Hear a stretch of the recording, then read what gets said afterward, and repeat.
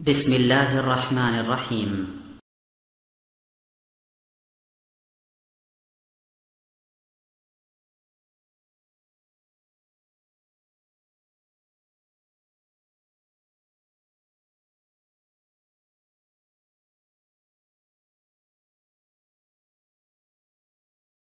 মহাগ্রন্থ আল কোরআন থেকে সরাসরি তাফসীর পেশ করবেন আজকের তাফসীর কোরআন মাহফিলের সম্মানিত প্রধান অতিথি আল্লামা হযরত মাওলানা আবু নসর আশ-শফি সাহেব। আসসালামু আলাইকুম ওয়া রাহমাতুল্লাহি ওয়া বারাকাতুহু।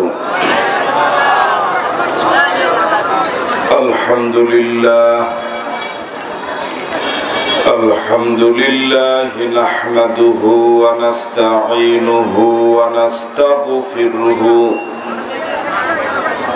ওয়া নু'মিনু বিহি ওয়া নাতাওয়াক্কালু আলাইহি ونعوذ بالله من شرور أنفسنا ومن سيئات أعمالنا من يهده الله فلا مضل له ومن يضلله فلا هادي له ونشهد أن لا إله إلا الله وحده لا شريك له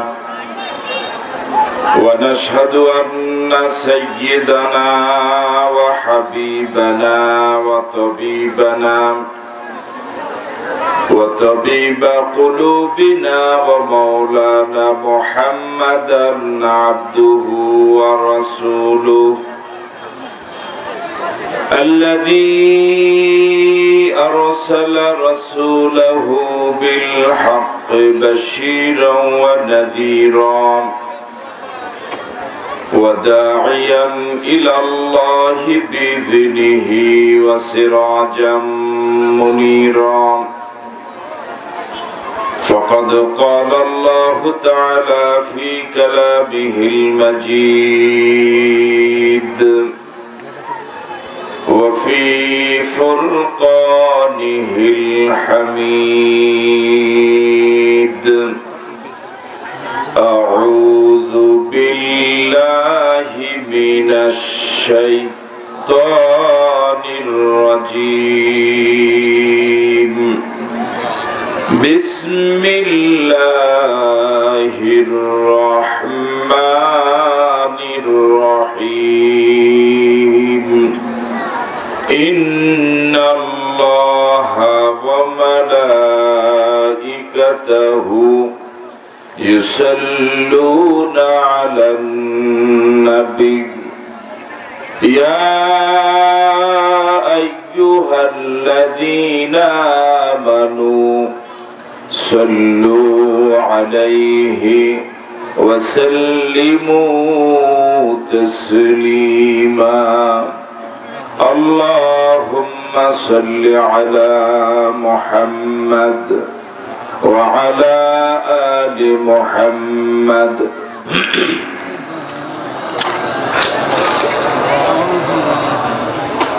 وعلى آل إبراهيم إنك حميد مجيد اللهم بارك على محمد وعلى آل محمد كما باركت على إبراهيم إنك حميد مجيد মথুরাপুর নলুয়ারপাড় হিলফুল ফুজুল যুব সংঘ কর্তৃক আয়োজিত আজকের বার্ষিক তাফসীরুল কোরআন মাহফিলের মহতারাম সভাপতি, এই জনপদের কৃতি সন্তান, আপনাদের সুপরিচিত ব্যক্তিত্ব, জনগণের প্রিয় মানুষ, ৬ নং জোড়কানন পূর্ব ইউনিয়ন পরিষদের সুযোগ্য সুদক্ষ চেয়ারম্যান জনাব এম হারিস মিয়া, আজকের মাহফিলের প্রধান বক্তা বিশিষ্ট ইসলামী চিন্তাবিদ, মুফাসসির কোরআন হযরত মাওলানা মিজানুর রহমান আজহারি, আমন্ত্রিত মেহমান বিশিষ্ট ইসলামী চিন্তাবিদ, মুফাসসির কোরআন হযরত মাওলানা মুফতি এমদাদুল্লাহ সাহেব, মুহাদ্দিস, চট্টগ্রাম মাদ্রাসা কুমিল্লা। সার্বিক পৃষ্ঠপোষকতায় জনাব কারি মোহাম্মদ মাহবুবুর রহমান, সহকারী শিক্ষক, লালবাগ সিনিয়র মাদ্রাসা কুমিল্লা, এবং মাহফিল পরিচালনায় স্নেহাস্পদ মোহাম্মদ আব্দুল নূর। আমন্ত্রিত শ্রদ্ধাভাজন হাজারাত উলামায়ে কেরাম, মুরব্বিয়ানে আযম, মাহফিল কমিটির সম্মানিত সদস্যবৃন্দ, যুবক বন্ধুরা, ব্যবসায়ী ভাইরা, পর্দার অন্তরালে শ্রবণরতা শ্রদ্ধেয় মা এবং বোনেরা, সকলকে আবারও সালাম, আসসালামু আলাইকুম ওয়া রাহমাতুল্লাহি ওয়া বারাকাতুহু। আল্লাহ সুবহানাহু ওয়া তাআলার দরবারে শুকরিয়া জানাই যে মহান মুনিব অত্যন্ত দয়া করে মেহেরবানি করে আজকের এই সুন্দর আয়োজনে আমাদেরকে শরীক হওয়ার তৌফিক দিলেন। সে মনিবের দরবারে মনিবের শিখানো ভাষায়, মনিবের দেওয়া জবান ব্যবহার করে সকলে মিলে সমস্বরে পড়ছি আলহামদুলিল্লাহ। আজকের মাহফিলে সিংহভাগী বুড়া, যদিও যুব সংঘ কর্তৃক আয়োজিত, উপস্থিতি বুড়ারাই বেশি, যুবক তেমন নাই। আছে যুবক? আমরা সকলে সমস্বরে পড়ছি আলহামদুলিল্লাহ। রব্বানা লাকাল হামদ হামদান কাসীরান তাইয়িবান মুবারাকান ফীহি ইয়া রাব্বি লাকাল হামদু কামা ইয়ানবাগী লিজালালি ওয়াজহিকা ওয়া আযীমি সুলতানিকা। আমরা সকলে মিলে আমাদের মুনিব যিনি, তার শুকরিয়া আদায় করে নিলাম আলহামদুলিল্লাহ। আল্লাহ পাকের শুকরিয়া আদায়ের পর আমরা বিশ্ব নবীর প্রতি প্রাণ ভরে আবেগ ভরা কণ্ঠে দরুদ পড়ি। যিনি আমাদের প্রিয় নবী, যিনি নবীদের নবী, সর্বশ্রেষ্ঠ নবী, সর্বশেষ নবী, সে নবীর প্রতি আমরা সকলে পড়ছি সাল্লাল্লাহু আলাইহি ওয়াসাল্লাম। শুহাদায়ে কেরামদের আত্মার মাগফিরাত কামনা করছি, যারা দ্বীনের জন্য জীবন দিলেন, মাজলুম হয়ে কবরে গেলেন। আল্লাহ পাক তাদের সকলকে শহীদ হিসেবে কবুল করুন। ফেব্রুয়ারি মাস ভাষা আন্দোলনের মাস। এই মাসের শেষ লগ্নে, শেষ প্রান্তে আয়োজিত মাহফিল থেকে ভাষা সৈনিকদেরকে শ্রদ্ধার সাথে স্মরণ করছি, দোয়া করছি। 52 সনে যারা জীবন দিয়ে মায়ের ভাষা উপহার দিয়ে গেলেন, ইমানদার অবস্থা যারা কবরে গেলেন, আল্লাহ পাক তাদেরকে শহীদ হিসেবে কবুল করুন। 1971 সনে দেশ মাতৃকার স্বাধীনতার সংগ্রামে মহান মুক্তিযুদ্ধে অংশগ্রহণ করে জীবন দিয়ে প্রিয় দেশটাকে যারা স্বাধীন করে গেলেন, আজাদ করে গেলেন, মুক্ত করে গেলেন, জাতির শ্রেষ্ঠ সন্তান, জাতির সূর্য সন্তান, বীর মুক্তিযোদ্ধা, দোয়া করছি খাঁটি ইমানদার অবস্থা যারা কবরে গেলেন, ঈমান নিয়ে যারা কবরে গেলেন, আল্লাহ পাক তাদেরকে শহীদ হিসেবে কবুল করুন। এখনো যে সমস্ত বীর মুক্তিযোদ্ধা ভাইরা জীবিত আছেন, আল্লাহ রাব্বুল আলামিন তাদের সহ আমাদের সকলকে ইসলামের জন্য কবুল করুন। এই জনপদের জমিনে আল্লাহর যত বান্দা, যত বান্দি, যারা পরিমাণ ঈমান নিয়ে যারা অন্ধকার কবরে চলে গেলেন, আল্লাহ পাক সকলকে মাফ করে দিক। আপনাদের সকলকে আন্তরিক ধন্যবাদ এবং মোবারকবাদ জানিয়ে আমরা আলোচনা শুরু করছি ইনশাআল্লাহ বিতৌফিকিল্লাহ বিইজনিল্লাহ। যেহেতু তাফসীরুল কোরআন মাহফিল, সে লক্ষ্যে আমরা সরাসরি কোরআন মজিদ থেকে কথা বলার জন্য চেষ্টা করছি। কোরআন মজিদ থেকে কথা বলার মতো কোনো ইলম, কোনো যোগ্যতা আমাদের নেই। সুবহানাকা লা ইলমা লানা ইল্লা মা আল্লামতানা ইন্নাকা আনতাল আলিমুল হাকীম।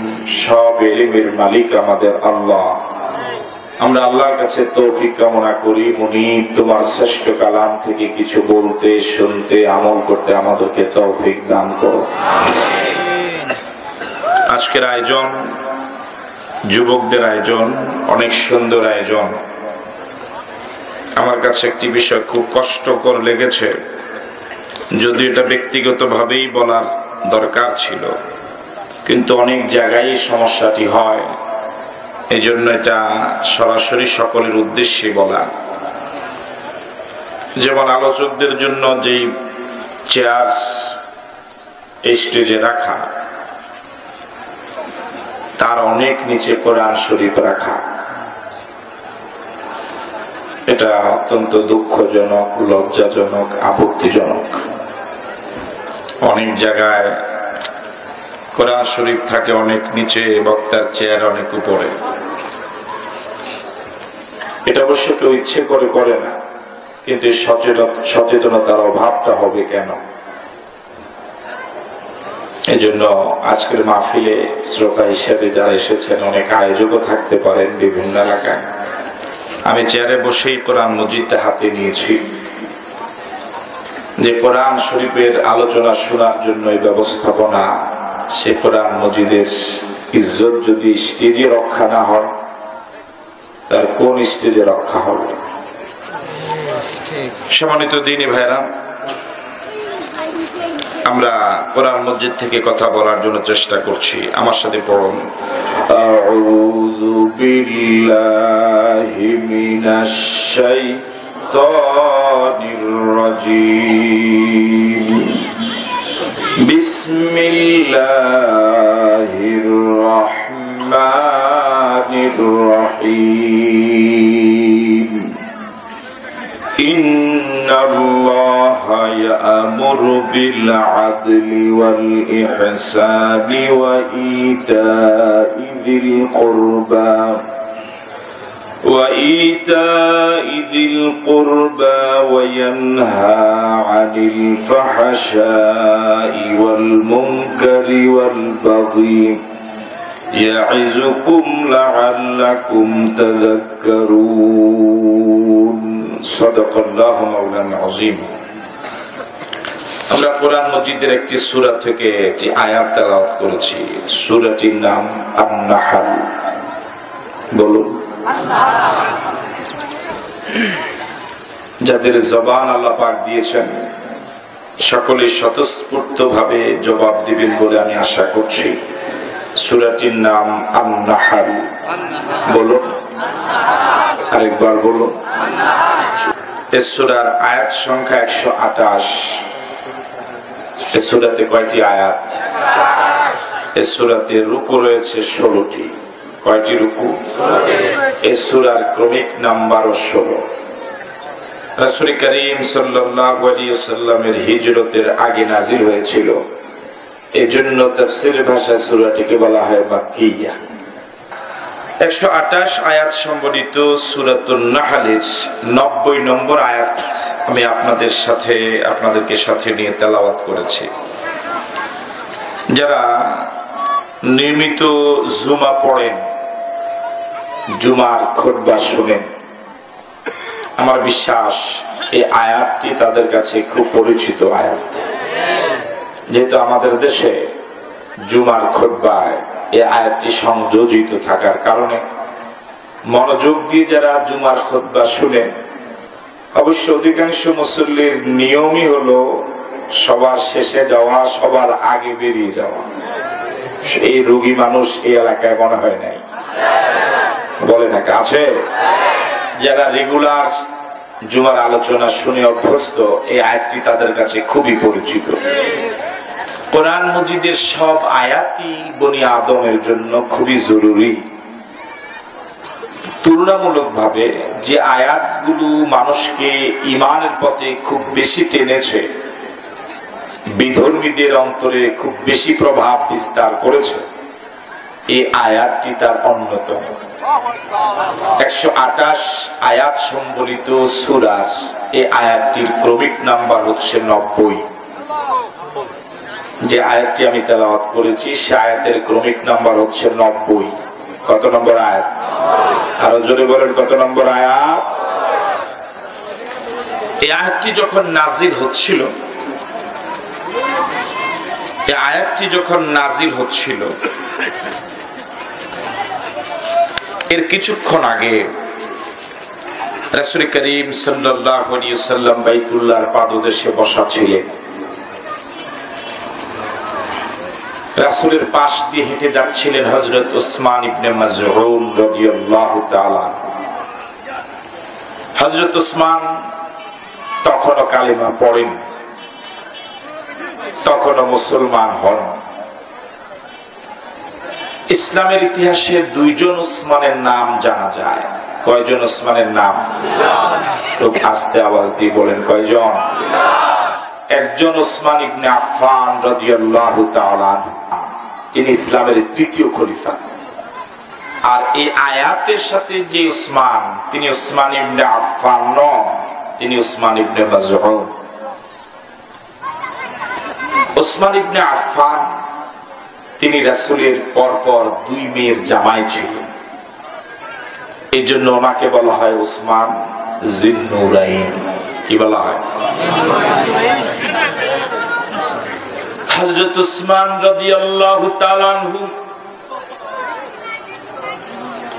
রাসূল করিম সাল্লাল্লাহু আলাইহি ওয়াসাল্লামের এত ভালো জামাই,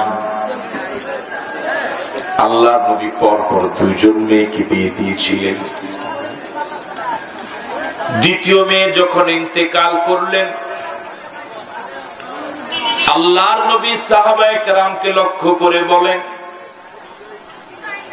ওসমান আমার এত ভালো জামাই, পরপর 2জন মেয়েকে আমি ওসমানের কাছে বিয়ে দিয়েছিলাম, দুজন ইন্তেকাল করেছেন। আমার যদি আরেকজন কন্যা সন্তান পৃথিবীতে জীবিত থাকতো, আমি আমার সেই মেয়েটাকে ওসমানের কাছে বিয়ে দিতাম। এখনকার অধিকাংশ জামাইও এমন। কথা বলেন, বরং সম্পূর্ণ একটা বিয়ে দিয়েই শ্বশুর তওবা করে, আল্লাহ ও তো জামাই নাজরাই। কথা বলে না, ঠিক কিনা? যারা জবাব দেয় না তারা মনে হয় এখনো বিয়ে শাদী করেই না, এই জন্য জবাব পাওয়া যায় না। হযরত উসমান শিল্পপতি সাহাবী ছিলেন, ধনী সাহাবী ছিলেন। কালেমা পড়ার আগেও ধনী, কালেমা পড়ার পরেও ধনী, মক্কায়ও ধনী, মদিনায়ও ধনী। কিন্তু যেদিন হযরত উসমান চেয়ার পেলেন সেদিন থেকে গরিব। বুঝেন না? আবারও শুনুন, হযরত উসমান ধনী মানুষ ছিলেন, সাধারণ ধনী নন, শিল্পপতি মানের ধনী ছিলেন। কালেমা পড়ার আগেও তিনি ধনী, কালেমা পড়ার পরেও তিনি ধনী, মক্কায়ও ধনী, মদিনায়ও ধনী। কিন্তু যেদিন খেলাফতের চেয়ারে বসলেন, রাষ্ট্রীয় চেয়ারে বসলেন, সেদিন থেকে তিনি গরিব। সুবহানাল্লাহ। বর্তমান পৃথিবীর চেয়ারওয়ালাদের সাথে মিল আছে? জবাবই দেয় না, মরা কাবাই করছে। বর্তমান পৃথিবীর চেয়ারওয়ালাদের সাথে মিল আছে? বলে না কাছে? বরং বর্তমান সম্পূর্ণ উল্টা। সারা জীবন গরিব, চেয়ার পেলেই ধনী। আসতে বলেন, মায়ের আসতে পারে, ঠিক নয় কি? সারা জীবন গরিব, সারাটা জীবন গরিব। যেদিন থেকে চেয়ার পায় সেদিন থেকে ধনীর জীবন শুরু। আপনার তো বলবেন আবার আপনারে কইছি, রাগ করেন না? রাগ করলে কিছুই যায় আসে। আমার ভাইয়েরা, শুধু সমাজ যারা চালায় তাদের অবস্থাই না, আমরা যারা আলোচনার চেয়ারে আছি, আলোচনার চেয়ার পাওয়ার আগে আমাদের অবস্থা এমন, আলোচনার চেয়ার পাওয়ার পর এখন আমাদের ডিমান্ড 50,000। আস্তে কম শরম লাগে, ঠিক নয়? অগ্রিম পাঠানো লাগে 30, স্টেজে উঠার আগে 20। আমার ভাইরা, স্টেজ থেকে নামার পরে যদি একটা মার দিয়া দেওয়া যেত ভালো হইতো। স্টেজ উঠার আগে 20, অগ্রিম 30, নামার সময় বলেন নাম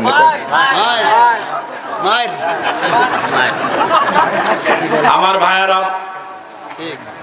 হযরত উসমান সারাটা জীবন ধনী, চেয়ার পাওয়ার পরে তিনি গরিব। আমি আশরাফের নিজে মাঝে মাঝে চিন্তা করি, কে আমাকে চিনতো, কে আশরাফের নাম জানতো। এই চেয়ার পাওয়ার আগে কেউ আশরাফির নাম জানতো না, কেউ আশরাফিকে চিনতো না। নামের আগে আশরাফি যোগ হয় নাই। এখন প্রতিদিন হাজার হাজার টাকা, শুধু কিসের কারণে? আল্লাহ পাক এই টাকাগুলো আমাদের জান্নাতে যাওয়ার উসিলা করে দিব। এই দাওয়াতি কাজের বিনিময়ে জান্নাতে যাওয়া সহজ করে দিব। এই টাকাগুলো যেন জাহান্নামে আমাদেরকে টেনে না দেয়। হযরত উসমান খেলাফত পাওয়ার পরে রাষ্ট্রে বিশৃঙ্খলা, রাষ্ট্রে দুর্ভিক্ষ দেখা দিল। হযরত উসমান রাদিয়াল্লাহু তাআলা আনহু সিরিয়া থেকে 700 উট বোঝাই করে পণ্য ঢুকালেন, আমদানি করলেন মদিনায়। দুর্ভিক্ষ পীড়িত জনতা উটগুলো মদিনায় ঢোকার পরে হুমড়ি খেয়ে পড়লেন। হযরত উসমান প্রথমে বললেন, আমি আমার কষ্টার্জিত টাকার বিনিময়ে খাদ্য সামগ্রীগুলো শুধু সিরিয়া থেকে তোমাদের দেশে এনেছি। আমার এই খাদ্য সামগ্রীগুলো নিতে হলে টাকা লাগবে। হযরত উসমান এই প্রস্তাব দেওয়ার পরে জনতা রাজি হয়ে গেলেন। তবে খাদ্য সামগ্রীগুলোর উপযুক্ত দাম দেওয়ার মতো অর্থনৈতিক অবস্থা তাদের ছিল না। হযরত উসমান বললেন, কি পরিমাণ টাকা দিবে? জনতা একটা দর করলেন 5 টাকা মনে করেন। হযরত উসমান বললেন, না হবে না। জনতা বলল 10 টাকা দিব। উসমান বললেন, না হবে না। জনতা বললেন 11 টাকা দিব। উসমান বললেন, হবে না। জনতার বাড়তে পারলেন না। তার কারণ হলো এর থেকে বাড়ার কোনো ক্ষমতাই তাদের নাই। জনতার মন প্রচন্ড খারাপ। এবার হযরত উসমান বললেন, ও আল্লাহর নবীর সাহাবায়ে কেরাম শুনো, সারা জীবন ব্যবসা করেছি তোমাদের সাথে, আজ আমি ব্যবসা করব আমার আল্লাহর সাথে। সারা জীবন ব্যবসা করেছি তোমাদের সাথে, আমি বড় মাপের ব্যবসায়ী ছিলাম। সারাটা জীবন আমি তোমাদের সাথে ব্যবসা করেছি। আজ তোমাদের সাথে ব্যবসা নয়, আজ জীবনের শেষ প্রান্তে আমি আমার মাওলা যিনি, আমার মুনিব যিনি, তার সাথে ব্যবসা করব। আজ টাকার বিনিময়ে নয়। তোমরা আমাকে 10 টাকা দিতে রাজি হয়েছ, তোমরা 11 টাকা দিতে রাজি হয়েছ। আমার মাওলা 10 টাকা নয়, একের বিনিময়ে কমপক্ষে 70 টাকা দিবে। আল্লাহু আকবার। সুতরাং টাকার বিনিময়ে নয়, আজ 700 উট বোঝাই করা পণ্য সব ফি সাবিলিল্লাহ দিয়ে দিব। জোরে করেন আল্লাহু আকবার। এখন 10 টাকা বাইতুল মাল দিত আমরা রাজি হই না। আস্তে কন্যা জোরে বলে ঠিক নয় কি? স্কেল ডবল হয়েছে, ইনকাম অনেক বেড়েছে, ফি সাবিলিল্লাহ কিয়ামতের দিনের জন্য আল্লাহর রাস্তা 50টা টাকাও আমরা অনেকে খরচ করি না। আছে না নাই? এই আয়াত এর সাথে যে উসমান, তিনি উসমান ইবনে আফফান নন, তিনি উসমান ইবনে মাজউন। মনোযোগ আছে আপনাদের? আল্লাহর নবী বাইতুল্লাহর পাশে বসা। উসমান ইবনে মাজউন তখনও কালেমা পড়েন নাই। আল্লাহর নবীর পাশ দিয়ে যাচ্ছিলেন। আল্লাহর নবী উসমানকে ডাকলেন, উসমান আমার সামনে বসো। উসমান রাসূলের সামনে বসলেন। বসার পরে উসমান লক্ষ্য করলেন আল্লাহর নবীর দু চোখ মুবারক বন্ধ হয়ে যাচ্ছে। উসমান লক্ষ্য করলেন আল্লাহর নবীর দেহ মুবারক কিছুটা দুর্বল হয়ে গেল। উসমান আরো গভীর ভাবে লক্ষ্য করলেন আল্লাহর নবীর দেহ মুবারকের প্রতিটি পশমের গোড়া থেকে ঘাম বের হওয়া শুরু হলো। এই অবস্থা কিছুক্ষণ চলার পরে এবার আল্লাহর নবীর দেহ মুবারক যখন স্বাভাবিক হলো, আল্লাহর নবী উসমানকে প্রশ্ন করলেন, উসমান কিছুক্ষণ আগে আমার উপরে কি ঘটনা ঘটেছিল তুমি কি বলতে পারো? উসমান বললেন, ইয়া রাসূলুল্লাহ আমি তো জানি না, তবে এতদিন শুনেছি আপনার কাছে নাকি আপনার আল্লাহ ওহী পাঠান। লোক মুখে শুনেছি, আজ আমার মন বলে কিছুক্ষণ আগে আল্লাহ পাক আপনার কাছে ওহী পাঠিয়েছে। এতদিন লোক মুখে শুনেছি, আজ সচক্ষে দেখার কিসমত হয়েছে। আল্লাহর নবী বলেন, উসমান তুমি ঠিকই বলেছো, আল্লাহ রাব্বুল আলামিন কিছুক্ষণ আগে কোরআন মজিদের এক গুরুত্বপূর্ণ আয়াত আমার কাছে নাযিল করেছেন। উসমান বললেন, ইয়া রাসূলুল্লাহ এই মাত্র যে আয়াতখানা আপনার উপর নাযিল হলো, আপনি কি পারবেন মেহেরবানি করে আমার কাছে সে আয়াতটা একটু তেলাওয়াত করে শোনাবেন? আল্লাহর নবী এবার তেলাওয়াত করা শুরু করলেন, ইন্নাল্লাহা ইয়া'মুরু বিল আদলি ওয়াল ইহসান ওয়া ইতা'i যিল কুরবা ওয়া ইয়ানহা আনিল ফাহশাই ওয়াল মুনকারি ওয়াল বাগি ইয়া'iযুকুম লা'আল্লাকুম তাযাক্কারুন। হাদিস প্রমাণ করে অমুসলিম উসমানের কাছে আল্লাহর নবী আয়াতখানা একবার তেলাওয়াত করেছিলেন। কয়বার? আরো আস্তে কোন কয়বার? একবার তেলাওয়াত শুনে উসমান বললেন, ইয়া রাসূলুল্লাহ এমন মধুর কথা জীবনে কোনোদিন শুনি নাই। এগুলো দুনিয়ার কোনো মানুষের কথা হতে পারে না। দুনিয়ার মানুষ কথা বলে, বাজে কথা বলে, ঠিক কিনা? দুনিয়ার মানুষ মামলা দেয়, মিথ্যা মামলা দেয়। দুনিয়ার মানুষ কথা বলে, অধিকাংশই মিথ্যা কথা বলে। কিন্তু আয়াতের ভিতরে এত দামি দামি কথা, এগুলো দুনিয়ার কোন মানুষের কথা নয়, এগুলো অবশ্যই আল্লাহর কথা।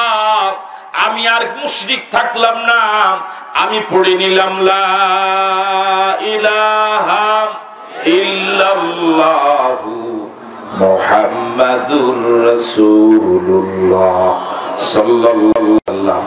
জোরে বলেন আল্লাহু আকবার। যিনি প্রথম শুনলেন তিনি কালেমা পড়ে মুসলমান হয়ে গেলেন। আল্লাহু আকবার বলবেন। শুধু উসমান নন, মক্কা একজন বড় মাপের নেতা ছিল, নাম তার আকসাম। নাম কি? আকসাম। এখনো তো সারা পৃথিবীতে নেতা আছে, আছে না? এখন অনেক দেশেই নেতা থেকে, কর্মী থেকে নেতার সংখ্যা অনেক কম। কথা বলে না? অনেক দেশে এখন নেতা যা, কর্মীর থেকে অনেক কম। কর্মী যা, নেতা অনেক ও বলে না। মনে চিন্তা পড়ে গেছে, আল্লাহ না জানে আমারই কয়। আমার ভাইয়েরা, আকসাম সাইফি নেতা মানুষ। তিনি খবর পেলেন আল্লাহ রাব্বুল আলামিন শেষ নবী দুনিয়াতে পাঠালেন। আকসাম সাইফি মনে মনে সিদ্ধান্ত নিলেন নবীর বাড়িতে যাবেন, নবীর হাতে হাত রেখে কালিমা পড়ে মুসলমান হবেন।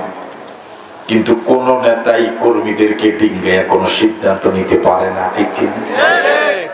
কর্মীদের সাথে পরামর্শ করলেন। কর্মীর এবার পরামর্শ দিল, বলল, নেতা আপনি এত বড় মাপের নেতা, মুহাম্মদ সে তুলনায় কিছুই না। বাকিরা 10 মিনিট পরে কইেন।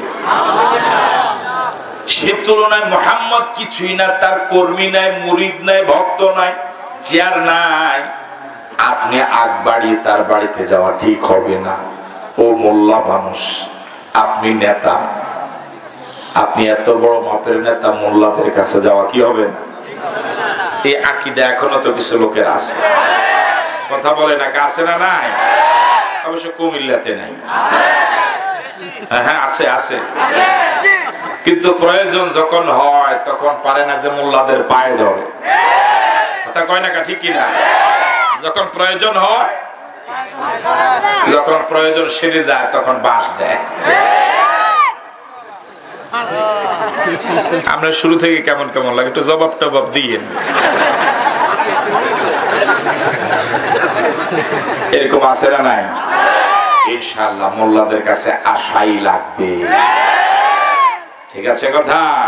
আশাই লাগবে। যত লাভ দাও মাটিতে পড়াই লাগবে। হযরত ওসমান ইবনে মাসউদ ভুল বলেছি। আকসাম সাইফি কর্মীরা পরামর্শ দিল, আমাদের পরামর্শ হলো আপনি আগে যাবেন না, বরং 2 জন প্রতিনিধি আপনি মুহাম্মদের বাড়িতে পাঠান।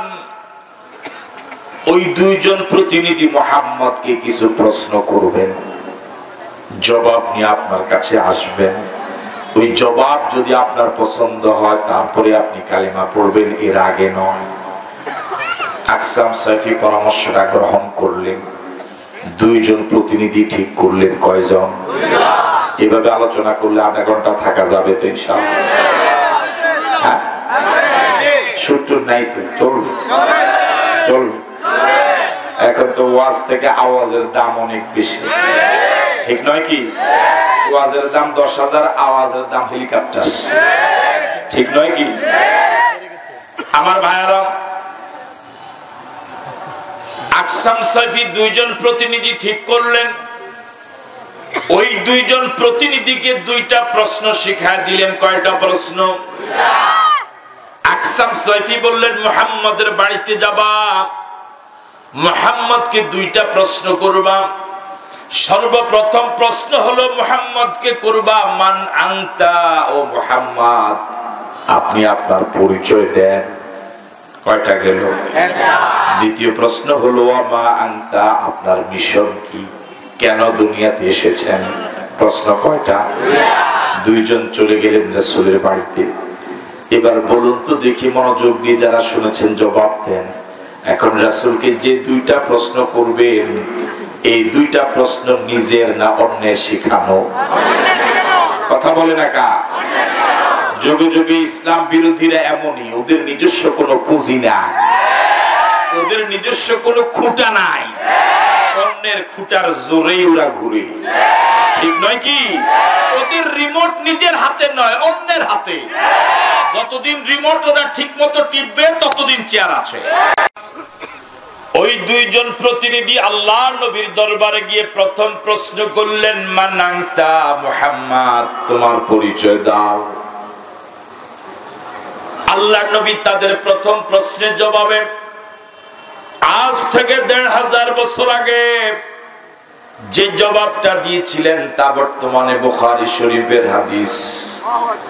আল্লাহর নবী বললেন আনা মুহাম্মদ ইবনে আব্দুল্লাহ আতানিয়াল কিতাব ওয়ান নবুওয়া আনা সাইয়্যিদুল আম্বিয়া আনা খাতামুল আম্বিয়া লা নাবিয়্যা বাদি আনা আউয়ালু শাফিঈন আনা আউয়ালু মুশাফফাঈন আনা আউয়ালু মান আকরাউ বাবাল জান্নাহ আও কামা ক্বালা আলাইহিস সালাতু ওয়াস সালাম। ও মুসলমানেরা, মনোযোগ দিয়ে শুনুন। আল্লাহর নবী নিজের পরিচয়টা কত সুন্দর করে উপস্থাপন করলেন, কত নিরহংকার ভাবে আল্লাহর নবী নিজের পরিচয় উপস্থাপন করলেন। আনা মুহাম্মদ ইবনে আব্দুল্লাহ, আমি অন্য কেউ নই, আমি আব্দুল্লাহর এতিম ছেলে মুহাম্মদ। আল্লাহু আকবার। কিছু ঢুকে মাথায়? এখন আমাদের নামের আগে পাশে কত লকব, আশিকে রাসূল, মাশুকে ইলাহি, কুতুবে দামদান, সিয়ায়ে ফান্দান, বিশ্ব ওলি, ঠিক আছে কথা? আমার ভাইরা, কত লকব মহিউস সুন্নাহ, কত লকব আমাদের আগে পড়ে। যেমন আমার নামের আগে ঘোষণা হয়েছে বিশ্ব কি জানি একটা ঘোষণা দিই কি, আমি কোন দেশে তাফসীর করলাম বিশ্ব নন্দিত হইল। কেন যে এগুলো বলে, কেন যে এগুলো বলে দেখেন।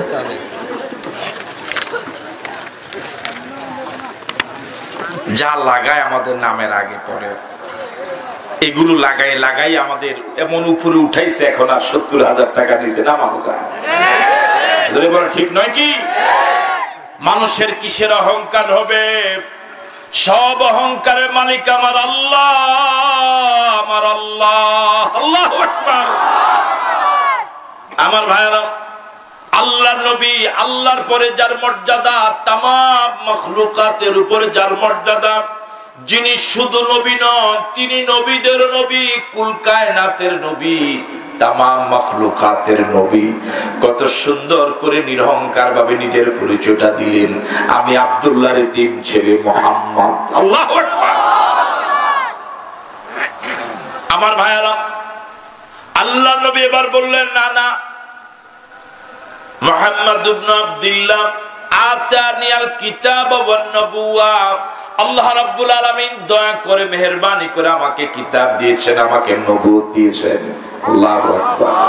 আনা সাইয়্যিদুল আম্বিয়া, আনা খাতামুল আম্বিয়া, আমি নবীদের নেতা, আমি সর্বশেষ নবী। আল্লাহু আকবার। আনা আউয়ালু মান আকরাউ বাবাল জান্নাহ, আমি সর্বপ্রথম নবী, যিনি জান্নাতের দরজা প্রথম টোকা মারবো, আঘাত করব, আমার আঘাতের সাথে সাথে জান্নাতের দরজা খুলে যাবে। সুবহানাল্লাহ। এমন নবীর উম্মত হতে পেরে খুশি না বেজার? এই জন্য বলেন আলহামদুলিল্লাহ, আলহামদুলিল্লাহ, আলহামদুলিল্লাহ। عن أبي هريرة رضي الله تعالى عنه قال قال رسول الله صلى الله عليه وسلم إن الجنة حرمت على الأنبياء حتى دخلها وحرمت على الأمم حتى تدخلها أمتي أو كما قال عليه الصلاة والسلام।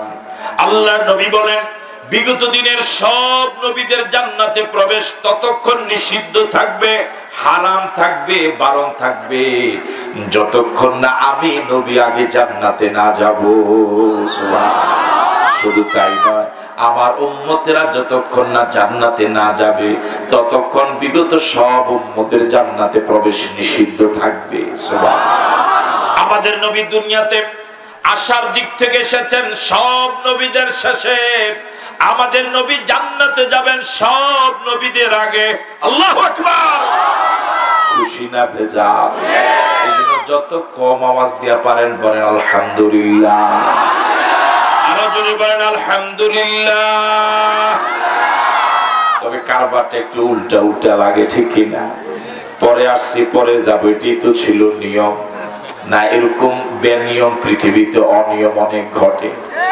রেল ক্রসিং এর সময় যেটা আগে আসে ওটা পরে যায়, কথা কয় না? মনে হয় রেল নাম জীবনে শুনেন নাই, মনে হয় শুনেছে?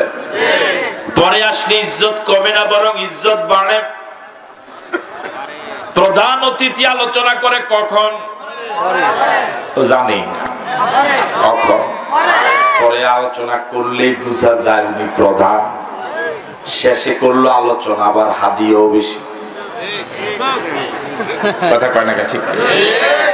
কোরআন শরীফ এসেছে সব আসমানি কিতাবের পরে। কোরআন শরীফের ইজ্জত অন্য আসমানি কিতাব থেকে কম না বেশি? বিগত দিনে একখানা আসমানি কিতাব রব্বুল আলামিন নাযিল করলেন যার নাম তাওরাত। তাওরাত এত বিশাল আসমানি কিতাব, ওই আসমানি কিতাবের সূরার সংখ্যা 1000। কয় হাজার? আর কোরআন শরীফে কত? 1000 সূরা সম্বলিত তাওরাত। ওই তাওরাতের সবচেয়ে ছোট যে সূরা, ওই সূরার আয়াত সংখ্যা 1000। আর 114 সূরা সম্বলিত ছোট্ট কোরআন, ওই কোরআনের সবচেয়ে বড় যে সূরার নাম বাকারা, ওই সূরার আয়াত সংখ্যা মাত্র 286। এবার ইজ্জতের কথা শুনুন, মিজানের এক পাল্লা যদি ছোট্ট কোরআন মজিদকে দেওয়া হয়, আরেক পাল্লা যদি বিশাল তাওরাতকে দেওয়া যায়, যে পাল্লা তাওরাত দেওয়া হলো ওই পাল্লা যদি 7 আকাশ ধরে দেওয়া যায়, যে পাল্লা তাওরাত দেওয়া হলো যদি সম্ভব হয় পাল্লা যদি 7 জমিন উঠায় দেওয়া হয়, ইজ্জতের দিক থেকে ছোট্ট কোরআনের পাল্লাটাই ভারী হবে। জোরে বলেন আল্লাহু আকবার। পরে আসলে আগে যায় এরকম উল্টা কারবার পৃথিবীতে অনেক ঘটে। আমরা রাতের বেলা যে ঘুমাই, সব অঙ্গ প্রত্যঙ্গ কি একসাথে ঘুমায়? এই উদাহরণটা আমি দিয়ে থাকি প্রায়। এক অঙ্গের পর এক অঙ্গ ঘুমায়। সর্বপ্রথম যে অঙ্গটা ঘুমায় তার নাম হলো চোখ। তার নাম কি? এরপরে যে অঙ্গটা ঘুমায় তার নাম হাত। তার নাম কি? চোখের পরে যে হাত ঘুমায়।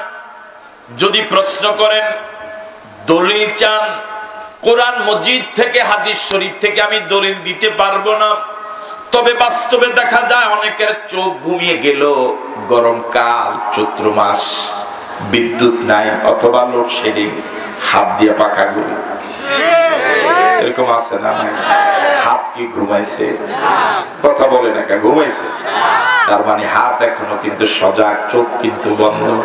কিছুক্ষণ পর হাতের পাখাও পড়ে গেল, তার মানে হাত এখনো ঘুমিয়ে গেল। সবার শেষে যে অঙ্গ ঘুমায় তার নাম কান। তার নাম কি? কান যে সবার শেষে ঘুমায় তার একটা বাস্তব প্রমাণ হলো, হাতের পাখাও পড়ে গেল, চোখও ঘুমিয়ে গেল। কি যেন কানে লাগিয়ে ওয়াজ বা গান শুনে, আছে না? কিছুক্ষণ পর মোবাইল বন্ধ হয়ে গেল, টেপ রেকর্ডার বন্ধ করে দিল, সেটারও পেল না। তার মানে এবার তার কানও ঘুমিয়ে গেল। কান যে সবার শেষে ঘুমায় তার একটা জ্বলন্ত প্রমাণ হলো, অনেকে রাতে ঘুমানোর সময় নাক ডাকে। কথা বলে না? নাক ডাকা রোগীর পাশে ঘুমাইতে বড় আরাম না বেরাম? আপনি যে নাক ডাকেন এটা কি আপনি জানেন? কে জানেন? পাশের জন জানে। গত কয়েক সপ্তাহ আগে আমি এক ডাক্তারের শরণাপন্ন হলাম অসুস্থতার কারণে। তো বিভিন্ন বিষয় নিয়ে জিজ্ঞেস করে ঢাকা থেকে আসা এক ভদ্রলোক, তুমি আমাকে জিজ্ঞেস করে কয় আপনি রাতে নাক ডাকেন? আমি কই না। কয় আপনি কেমন জানেন? আমি একদম বোকা হয়ে গেলাম। আমি বলি যে হাজার হাজার মানুষ আমার কথা শুনে, আমি তো এখন ওর কথা শোনা লাগবে। বলে আপনি রাতে নাক ডাকেন? আমি বলি যে স্যার না। আপনি কেমনে জানেন? আসলে তো কথাটা ঠিক, আমি যে নাক ডাকি না এটা তো আমি নিজেও জানি, ডাকি যে ওটাও তো আমি জানি। নাক ডাকা রোগীর পাশে ঘুমাইতে আরাম না বেরাম? নাক ডাকা রোগীর পাশে যদি কারো ঘুমানোর দুর্ভাগ্য হয়, সে চেষ্টা করে তার পাশে না ঘুমাইয়া দূরে একটু জায়গা গিয়া ঘুমায়, ঠিক কিনা? কোন জায়গার ব্যবস্থা যদি করতে নাই পারে, ওই নাক ডাকা রোগীর পাশে ঘুমায় আর সারা রাত তাকে গালিগালাজ করে। সকালবেলা নাক ডাকা রোগী জিজ্ঞেস করে, ভাই এমন কি ক্ষতি তোমার করলাম সারা রাত তুমি আমাকে এমন অকথ্য ভাষায় গালি দিলা? লোকটা জিজ্ঞেস করে, দেখলাম তুমি ঘুমিয়ে আছো, কেমনে শুনলাম আমি যে গালি দিলাম? তখন সে বলে, আমি না ঘুমাইছি, আমার কান কিন্তু ঘুমায় নাই, ঠিক কিনা? সবার শেষে যে অঙ্গ ঘুমায় তার নাম কান। এবার সজাগ হওয়ার সময় সম্পূর্ণ উল্টা। ফজরের আজান যখন মসজিদের মিনারে হয়, মুয়াজ্জিন যখন বলে আসসালাতু খায়রুম মিনান নাওম, নামাজ ঘুম থেকে ভালো, এই কথা শুনে সর্বপ্রথম যে অঙ্গটা সজাগ হয় তার নাম কান। বলে ঠিক কিনা? কান ঘুমালো সবার শেষে, কান সজাগ হয়ে গেল সবার আগে। চোখ ঘুমালো সবার আগে, চোখ সজাগ হয় সবার। আমরা দুনিয়াতে এসেছি সব উম্মতদের শেষে, আমরা জান্নাতে যাব সব উম্মতদের আগে। আমাদের নবী দুনিয়াতে এসেছেন সব নবীদের শেষে, আমাদের নবী জান্নাতে যাবেন সব নবীদের আগে। জোরে বলেন আল্লাহু আকবার। আরেকবার বলেন আল্লাহু আকবার। আমার ভাইয়েরা, নেতার পক্ষ থেকে কয়জন প্রতিনিধি গেল? প্রশ্ন কয়টা ছিল? প্রথম প্রশ্ন হলো মান আনতা, মুহাম্মদ তোমার পরিচয় দাও। প্রথম প্রশ্নের পরিচয় রব্বুল আলামিনের হাবিব দিলেন। এবার দ্বিতীয় প্রশ্ন, মনোযোগ আছে আপনাদের? এবার দ্বিতীয় প্রশ্ন করে বললেন ওয়া মা আনতা মুহাম্মদ, কেন দুনিয়াতে এসেছো? কি উদ্দেশ্য তোমার দুনিয়াতে আসার? আল্লাহর নবী তাদের দ্বিতীয় প্রশ্নের জবাবে বিস্তারিত কিছু বলেন নাই, বরং তাদের দ্বিতীয় প্রশ্নের জবাবে সূরাতুন নাহলের 90 নম্বর আয়াতটা তাদের সামনে তেলাওয়াত করে দিলেন। আল্লাহু আকবার। আল্লাহ নবী বললেন আমার মিশন শোনো, আমার মিশন শোনো। ইন্নাল্লাহা ইয়ামুরু বিল আদলি ওয়াল ইহসান ওয়া ইতাই যিল কুরবা ওয়া ইয়ানহা আনিল ফাহশাই ওয়াল মুনকারি ওয়াল বাগই ইয়াযুকুম লাআল্লাকুম তাযাক্কারুন। আল্লাহু আকবার। হাদিস প্রমাণ করে আল্লাহর নবীর জবান থেকে আয়াতখানা তারা মাত্র একবার তেলাওয়াত শুনলেন। কয়বার? একবার তেলাওয়াত শুনে এবার দুজন বললেন ইয়া রাসূলুল্লাহ, এমন মধুর কথা জীবনে কোনোদিন শুনি নাই, মেহেরবানি করে আরেকটা আবার আপনি তেলাওয়াত করেন। আল্লাহর নবী তাদের সামনে আরেকবার তেলাওয়াত করলেন। কয়বার হলো? ও বলে নাই কয়বার হলো? এবার ওই দুইজন বললেন ইয়া রাসূলুল্লাহ, যদি বেয়াদবি মনে না করেন, মেহেরবানি করে ততক্ষণ পর্যন্ত আপনি আমাদের দুজনের সামনে আয়াতখানা তেলাওয়াত করতেই থাকেন, যতক্ষণ না এই আয়াতখানা আমাদের মুখস্থ না হয়ে যায়। আল্লাহ নবী বারবার তেলাওয়াত করলেন, তাদের দুজনের মুখস্থ হয়ে গেল। এবার দুইজন মুখস্থ করে নেওয়া দুইটা প্রশ্ন নিয়ে নেতার কাছে আসলেন। নেতার নাম কি? নেতার নাম কি? এবার সাংবাদিক সম্মেলনের মাধ্যমে ব্রিফ করছেন দুজন। নেতা জিজ্ঞেস করলেন রাসূলের কাছে কি গিয়েছিলে? হ্যাঁ। প্রশ্ন কি করেছিলে? হ্যাঁ। কি জবাব দিয়েছেন? প্রথম প্রশ্নের জবাবে এ বলেছেন। দ্বিতীয় প্রশ্নের জবাবে কি বলেছেন? যে আয়াতখানা তারা মুখস্থ করে আনলেন, সূরা নাহলের 90 নম্বর আয়াত, আল্লাহর নবীর কাছ থেকে শিখে আসা আয়াতখানা নেতা আকসাম সাইফির কাছে তারা একবার তেলাওয়াত করলেন। কয়বার? একবার তেলাওয়াত শুনে নেতা আকসাম সাইফি বললেন কুনু রুয়াসা ওয়ালা তাকুনু আজনাবা। ও আমার ভোটারেরা, ও আমার ভক্তরা, ও আমার কর্মীরা, ও আমার মুরিদেরা, ও আমার ভক্তরা, কুনু রুয়াসা, তোমরা সবাই আগে আগে কালেমা পড়ো। যত আগে কালেমা পড়বা তত আগে জান্নাতে চলে যেতে পারবা। আল্লাহু আকবার।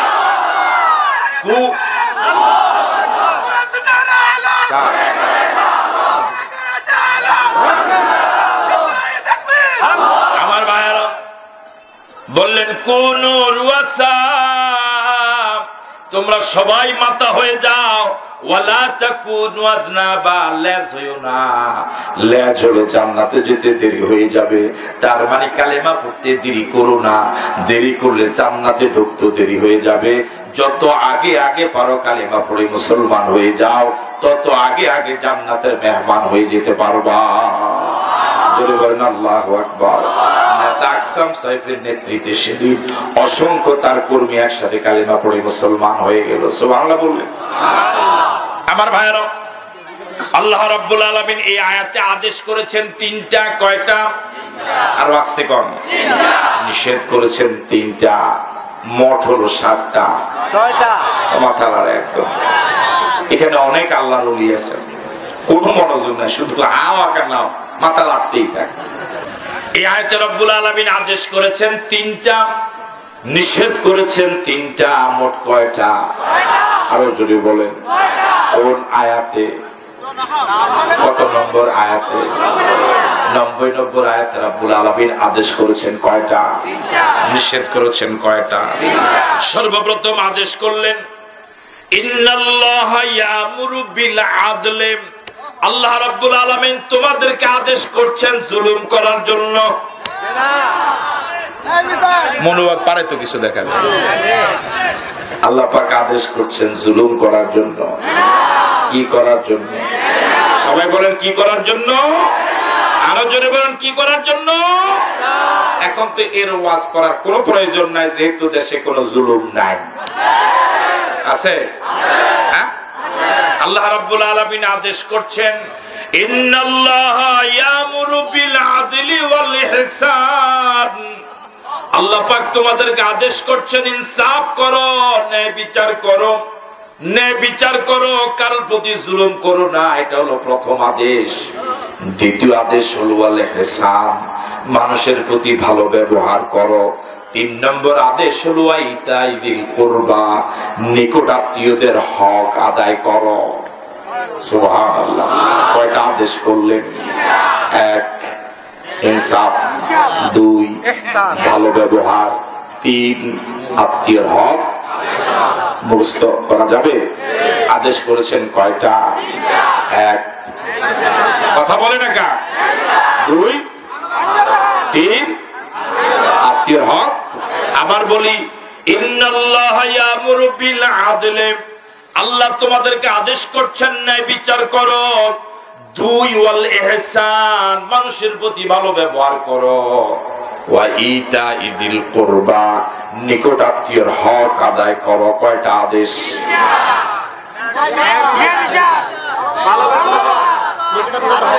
মাত্র কয়েকজন মুখস্থ করছে, তাও তো ভালো, আলহামদুলিল্লাহ। কয়টা?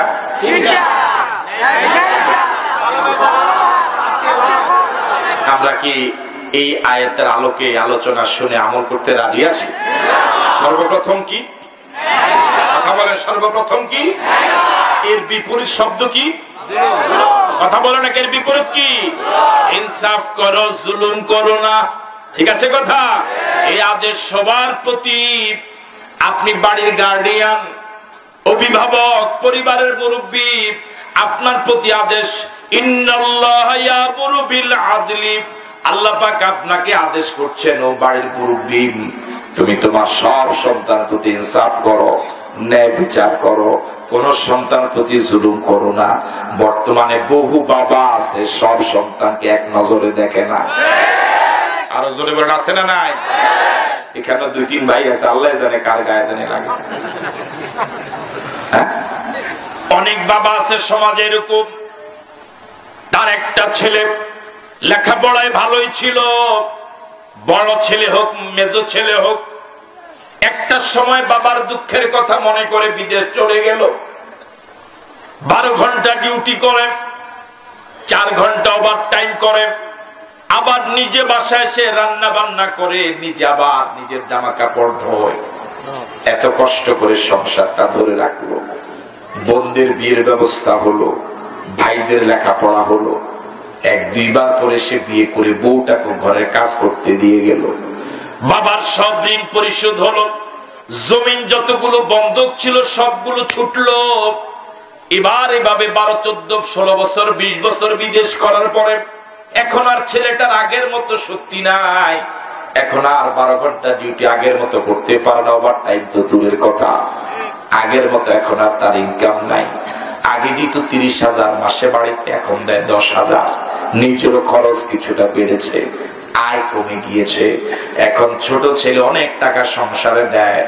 বাবা এখন আর বড় ছেলের আগের ইতিহাসকে স্মরণ রাখে না, ছোট ছেলেটাকে বেশি আদর্শ হাত করে। যদি বলেন ঠিক নয় কি? তোমার কি উচিত ছিল না তোমার ছোট ছেলেদেরকে বলা, এই সংসারটা ডুবে যাচ্ছিল, তোর বড় ভাই যদি বিদেশ না যেত, আল্লাহর যদি মেহেরবানি না হতো, তোরা লেখাপড়া করতে পারতি না, তোদের বোনদেরকে বিয়ের ব্যবস্থা আমি করতে পারতাম না, আমার বিশাল ঋণের বোঝা ছিল, ঋণ আমি পরিশোধ করতে পারতাম না। কখনো তোর ভাইয়ের সাথে বেয়াদবি করিস না, তোর ভাইকে ভুলে যাস না, তোর ভাইয়ের অবদানকে অস্বীকার করিস না। এই জাতীয় কথা বলো তো দূরের কথা, এখন অনেক ফ্যামিলিতে এখন বড় ছেলেকে দেখতেই পারে না। জোরে বলে ঠিক নয় কি? আমার ভাইয়েরা, ইন্নাল্লাহা ইয়ামুরু বিল আদলি, আল্লাহ তোমাকে আদেশ করছেন তুমি তোমার বড় ছেলের প্রতি জুলুম করো না, মেজো ছেলের প্রতি জুলুম করো না। তোমার দুটা চোখ আল্লাহ দিয়েছেন সমান, সকলের প্রতি সমান নজর রাখো। ঠিক নয় কি? কুল্লুকুম রাঈন ওয়া কুল্লুকুম মাসউলুন আন রাইয়াতিহি। তোমাদের প্রত্যেকেই দায়িত্বশীল। দায়িত্ব কার প্রতি কতটুকু পালন করেছো আল্লাহর কাছে জবাব দেওয়া লাগবে। ঠিক আছে কথা? বাবা হয়েছো, তোমার সবকিছু মাফ হয়ে যাবে না, বিষয়টা এরকম নয়। কার প্রতি জুলুম করেছো তার হিসাবও তোমাকে দেওয়া লাগবে। তুমি ইমাম সাহেব, বলবো তোমার প্রতি আল্লাহর আদেশ, ইন্নাল্লাহা ইয়ামুরু বিল আদলি। আল্লাহ তোমাকে আদেশ করছেন ইনসাফ করো, ইনসাফ করো। সভাপতি সুদ খায়, কিছুই বলো না। সাধারণ মুসল্লি গরিব মানুষ, ওয়াজ সব তার লাগিয়া। ওই কথা কয় না, ঠিক কিনা? এরকম ইমাম সাহেব আমরা আছি না, আল্লাহ জানে কে বা রাগ হয়ে যাবে। ঠিক আছে না কথা? সভাপতি ঘুষ খায়, সভাপতি সুদের কারবার করে, সভাপতি বিড়ি খায়, সভাপতি নামাজ পড়ে না, সেক্রেটারির চরিত্র খারাপ। কোনদিন আমি ইমাম সাহেব কিছু বললাম না, সব ওয়াজ গরিব মুসল্লিদের জন্য। আমার উচিত ছিল সভাপতিকে বলা আপনি সুদের কারবার করলে আমি মতি করব না। ঠিক নয় কি? আপনাকে সুদ ছাড়া লাগবে। ইন্নাল্লাহা ইয়ামুরু বিল আদলি, ইন্নাল্লাহা ইয়ামুরু বিল আদলি। আল্লাহ তোমাকে আদেশ করছেন ইনসাফ করো, ইনসাফ করো, ইনসাফ করো। তুমি বক্তা, তোমার ৮০,০০০ টাকা দিল চলে না, আর একজন বক্তারে ২০০০ টাকা দেয়। তুমি কোনদিন জিজ্ঞেস করলা না অন্য আলেমদেরকেও কি ঠিক মতো দিয়েছেন? কথা কয়? তুমি জিজ্ঞেস করলা না আয়োজকদেরকে আমাকে যে এত টাকা দিলেন কোন সমস্যা হবে কিনা, আপনারা ঋণগ্রস্ত থাকবেন কিনা, মাহফিল করতে আপনাদের সমস্যা হলে এখান থেকেও কিছু রাখেন, ঠিক কিনা? আমার নিজেরই তো সারে না, কথা কয় না, ঠিক কিনা? তুমি মসজিদের খতিব, তোমার বেতন হলো ৪,০০০, ৫,০০০। মসজিদের মুয়াজ্জিন তার বেতন ৫০০, ৬ মাস বাকি। তুমি মুনাজাত দিলে দেয় ২,০০০, ওরে দেয় ৫০ টাকা। তুমি কি কোনদিন ইনসাফ করে জিজ্ঞেস করেছ? তুমি কি তার প্রতি একটু ভালো নজর দিয়েছ? কিরবে কথা বলেন না? আল্লাহ জানে বেজার লাগে কি না। আমার ভাইয়ারা, তুমি বড় বক্তা, তোমাকে এত ১,০০০ টাকা দেওয়ার পরে আবার পিএস রে লাগে, গাড়ি ভাড়া লাগে, ড্রাইভার লাগে, খাদেম লাগে। আল্লাহ লিস্টে দিতে দিতে উপায় নাই, কথা কয় না? হ্যাঁ, আমার এত ড্রাইভার, পিএস, কথা কর না, আইএস, হ্যাঁ, আরএস, সিএস, ড্রাইভার, নকশা এত, ফর্সা এত। আল্লাহ ওর ফর্দ পড়তে পড়তে কাই শের বেচা যায় না, সাইরে না, তোলায় তোলায় দাম দেহা। তুমি কি জানো?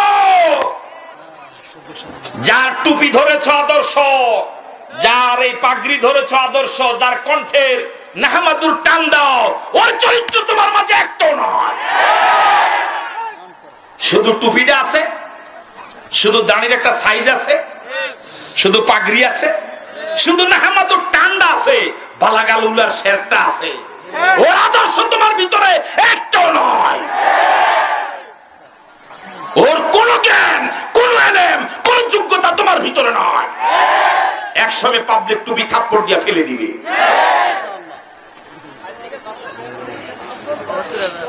ইন্নাল্লাহা ইয়ামুরু বিল আদলি ওয়াল ইহসান। আয়োজকরা কত কষ্ট করে একটা মাহফিলের আয়োজন করে, মানুষের বাড়িতে বাড়িতে গিয়ে, দোকানে দোকানে গিয়ে, ছেলেরা হাঁটে, কলেজে পড়ে, মাদ্রাসায় পড়ে, যুবকেরা, বুড়া। কত দোকানদার ১০ টাকা দেয়, কত দোকানদার ২ টাকা দেয়, আবার কত দোকানদার টাকা না দিয়ে গালি দিয়ে দূর দূর করে তাড়িয়ে দেয়। একটা মাহফিল করতে ছেলেরা ১ মাস, ২ মাস কত কঠোর পরিশ্রম করে তোমার জন্য প্যান্ডেল সাজালো, তুমি প্লাস্টিক খাও না, দেশি মুরগা লাগে। তোমার জন্য কত সুন্দর আয়োজন, সামনে হুন্ডা, পিছে হুন্ডা, 10 টাকা 20 টাকা 2 টাকা করে তারা কষ্ট করে এতটুকু টাকা জমাইয়া তোমার হাতে দিয়ে দেয়। তোমার কি বিবেক খরচ করা উচিত ছিল না? একটা বার ওই ছেলেটাকে মাথায় হাত দিয়ে জিজ্ঞেস করা দরকার ছিল না, বাবা ভাই আমাকে এতগুলো টাকা দিলা, তোমাদের কষ্ট হবে না? বলা দরকার ছিল না? তিনি ভাই বলেন না, বলা দরকার ছিল না?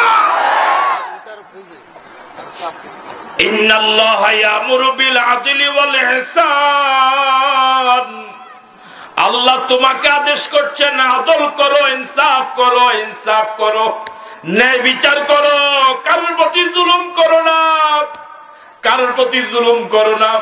তুমি মাদ্রাসার প্রিন্সিপাল, তোমার সহকারী শিক্ষকদেরকে এখন তুমি গুরুত্ব দাও না। তোমার বয়স 40, তোমার সহকারী শিক্ষকের বয়স 70, এই বুড়া শিক্ষকটা তোমার কাছে এসে ছুটি পায় না। কথা বলে না কা? কত দুর্ব্যবহার তুমি করো, তুমি ইনসাফ করো না। তোমাকে চেয়ার কে দিলেন? কথা বলে না কা, কে দিলেন?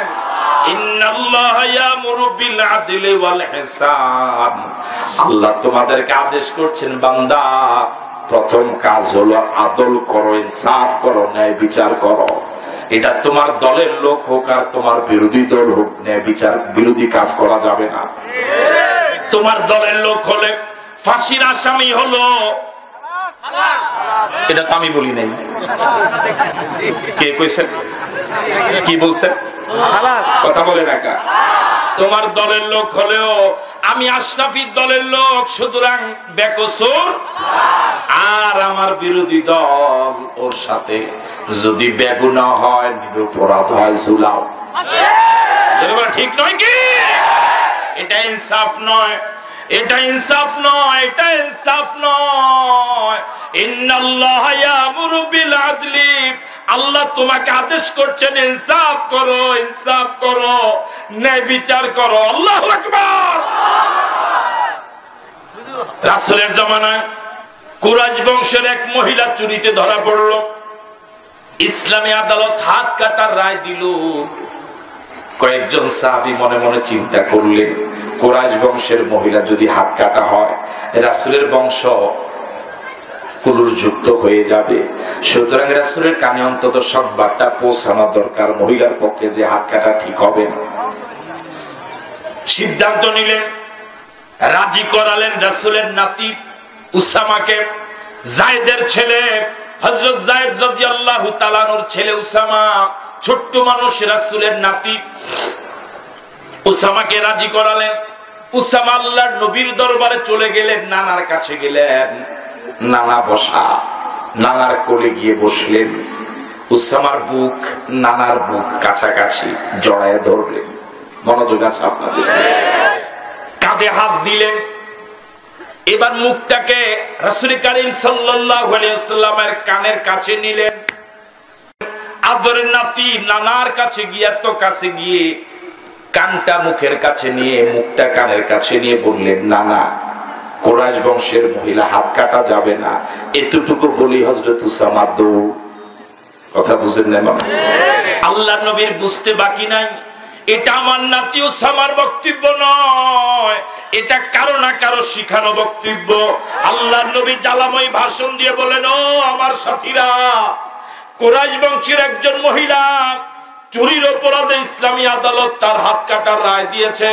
তার পক্ষে সুপারিশের জন্য আমার আদরের নাতি উসামাকে তোমরা আমার কাছে পাঠিয়েছো। শোনো, কুরাইশ বংশের মহিলা নয়, আর যদি আমার মেয়ে জান্নাতি মহিলাদের সরদারনি, আমার কলিজার টুকরা, আমার কলিজার টুকরা ফাতেমা রাদিয়াল্লাহু তাআলা আনহা যদি চুরি করতেন, চুরির অপরাধে যদি ইসলামী আদালত তার হাত কাটার রায় দিত, আমি বাবা হয়ে আমার মেয়ের হাত নিজ হাতে কেটে দিতাম। ইন্নাল্লাহা ইয়ামুরু বিল আদলি, ইন্নাল্লাহা ইয়ামুরু বিল আদলি, আল্লাহ আদেশ করছেন ইনসাফ করো, ইনসাফ করো, কারোর প্রতি জুলুম করো না। তাস খেলে, মদ খায়, জুয়া খেলে, জেনা ব্যভিচার, সন্ত্রাস, মাস্তানি, চাঁদাবাজি করে, এমন কোন অপকর্ম নাই যার সাথে করে না। ও হয়ে গেল তোমার কলিজার টুকরা। আর কলেজ ইউনিভার্সিটিতে পড়ে একটা ছেলে চুরি করে না, ডাকাতি করে না, ডাইল খায় না, গাঁজা খায় না, হিরোইন খায় না, বাবা খায় না, ইয়াবা খায় না, কোরআন শরীফ পড়ে, নামাজ পড়ে, আল্লাহকে সিজদা দেয়। আমার ভাইয়েরা, এই ছেলেটা হয়ে গেল তোমার শত্রু। ওর বিরুদ্ধে তুমি মামলা দাও। মামলা হলো ঢাকা হাজিরা দেওয়া লাগে চট্টগ্রাম। জোরে বলেন ঠিক নয় কি? ইন্নাল্লাহা ইয়ামুরু বিল আদলি ওয়াল ইহসান। আল্লাহ তোমাকে আদেশ করছেন আদল করো, ইনসাফ করো, ইনসাফ করো।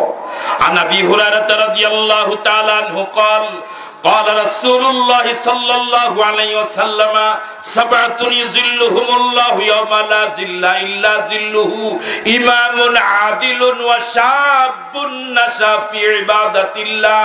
হযরত আবু হুরায়রা বলেন, আল্লাহ নবী বলেছেন, কিয়ামতের ময়দান যেদিন কায়েম হয়ে যাবে, মাথার উপরে যেদিন সূর্য এসে যাবে, সূর্যের সবগুলো মুখ যেদিন জমিনের দিকে দেওয়া হবে, পায়ের নিচের জমিন যেদিন তামা হয়ে যাবে, সারা পৃথিবীর মানুষগুলো যেদিন পানি পানি বলে চিৎকার করবে, নবী রাসূলরা যেদিন ইয়া নফসি ইয়া নফসি বলে চিৎকার করবে, আরশে আজিমের ছায়া ছাড়া পুরা হাসরের ময়দানে বিকল্প কোন ছায়া পাওয়া যাবে না। আল্লাহ পাক মেহেরবানি করে দয়া করে 7 শ্রেণীর মানুষকে আরশের নিচে জায়গা দিবেন। সর্বপ্রথম হলো ইমামুন আদিলুন, ইমামুন আদিলুন, ইমামুন আদিলুন।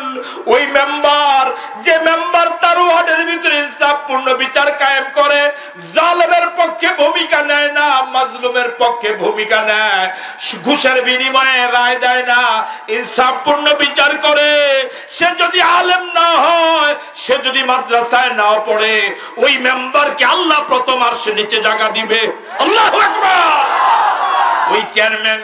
ওই চেয়ারম্যানকে রব্বুল আলামিন আরশের নিচে প্রথম জায়গা দিবেন, যে চেয়ারম্যান তার ইউনিয়ন পরিষদের ভিতরে ইনসাফপূর্ণ বিচার কায়েম করে, কারো প্রতি জুলুম করে না, ঘুষের বিনিময়ে রায় দেয় না, জালেমের বিরুদ্ধে জালেমের পক্ষে নেয় না, মাজলুমের বিরুদ্ধে যায় না, দলকে প্রাধান্য দেয় না, মানুষ হোক মানবতার পক্ষে রায় দেয়। ঠিক আছে কথা? আমার ভাইরা, ইন্নাল্লাহা ইয়ামুরু বিল আদলি ওয়াল ইহসান। ইনসাফ করো, ন্যায় বিচার করো। দ্বিতীয়ত রব্বুল আলামিন ওই যুবককে আরশের নিচে জায়গা দিবেন, যে যুবক তার যৌবন কাল পাশে কাটায়, স্টার জলসা দেখে, জি বাংলা দেখে, যে যুবক তার যৌবনকাল আল্লাহর পথে কাটায়, নবীর পথে কাটায়, কোরআন হাদিস পড়ে, ইকামতের দ্বীনের কাজ করে, ইসলামী আন্দোলন করে, নারায়ে তাকবীর স্লোগান দেয়, রাজপথে আল্লাহর হুকুম কায়েমের জন্য সচেষ্ট প্রচেষ্টা চালায়। ঠিক আছে কথা? জীবন দিয়ে জমিন যার, আইন চলবে তার, এই কথা যে যুবক বলে আসছে নিচে সে জায়গা পাবে। ঠিক আছে কথা? এই জমিন কার? আর আসতে বলেন কার? আইন চলবে আমার। আইন চলবে কার? আমরা কি চাই আল্লাহর জমিন, আল্লাহর আইনি চলুক? কারা কারা চাই দু হাত তুলে দেখান।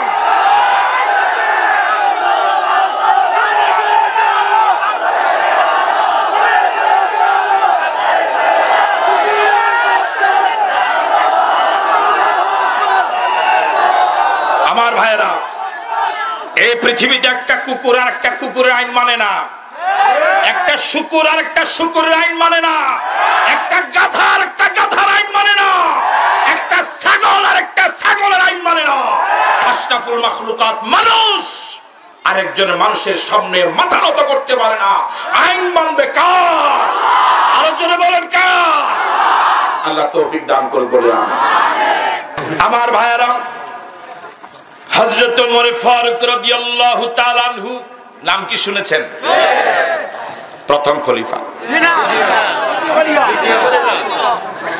আমাদের দেশে এখন আব্বা হুজুর, দাদা হুজুর, নাতি হুজুর, সব হুজুরের নাম 14 গোষ্ঠী সহ মানুষ জানে, কিন্তু খোলাফায়ে রাশেদার ইতিহাস জানে।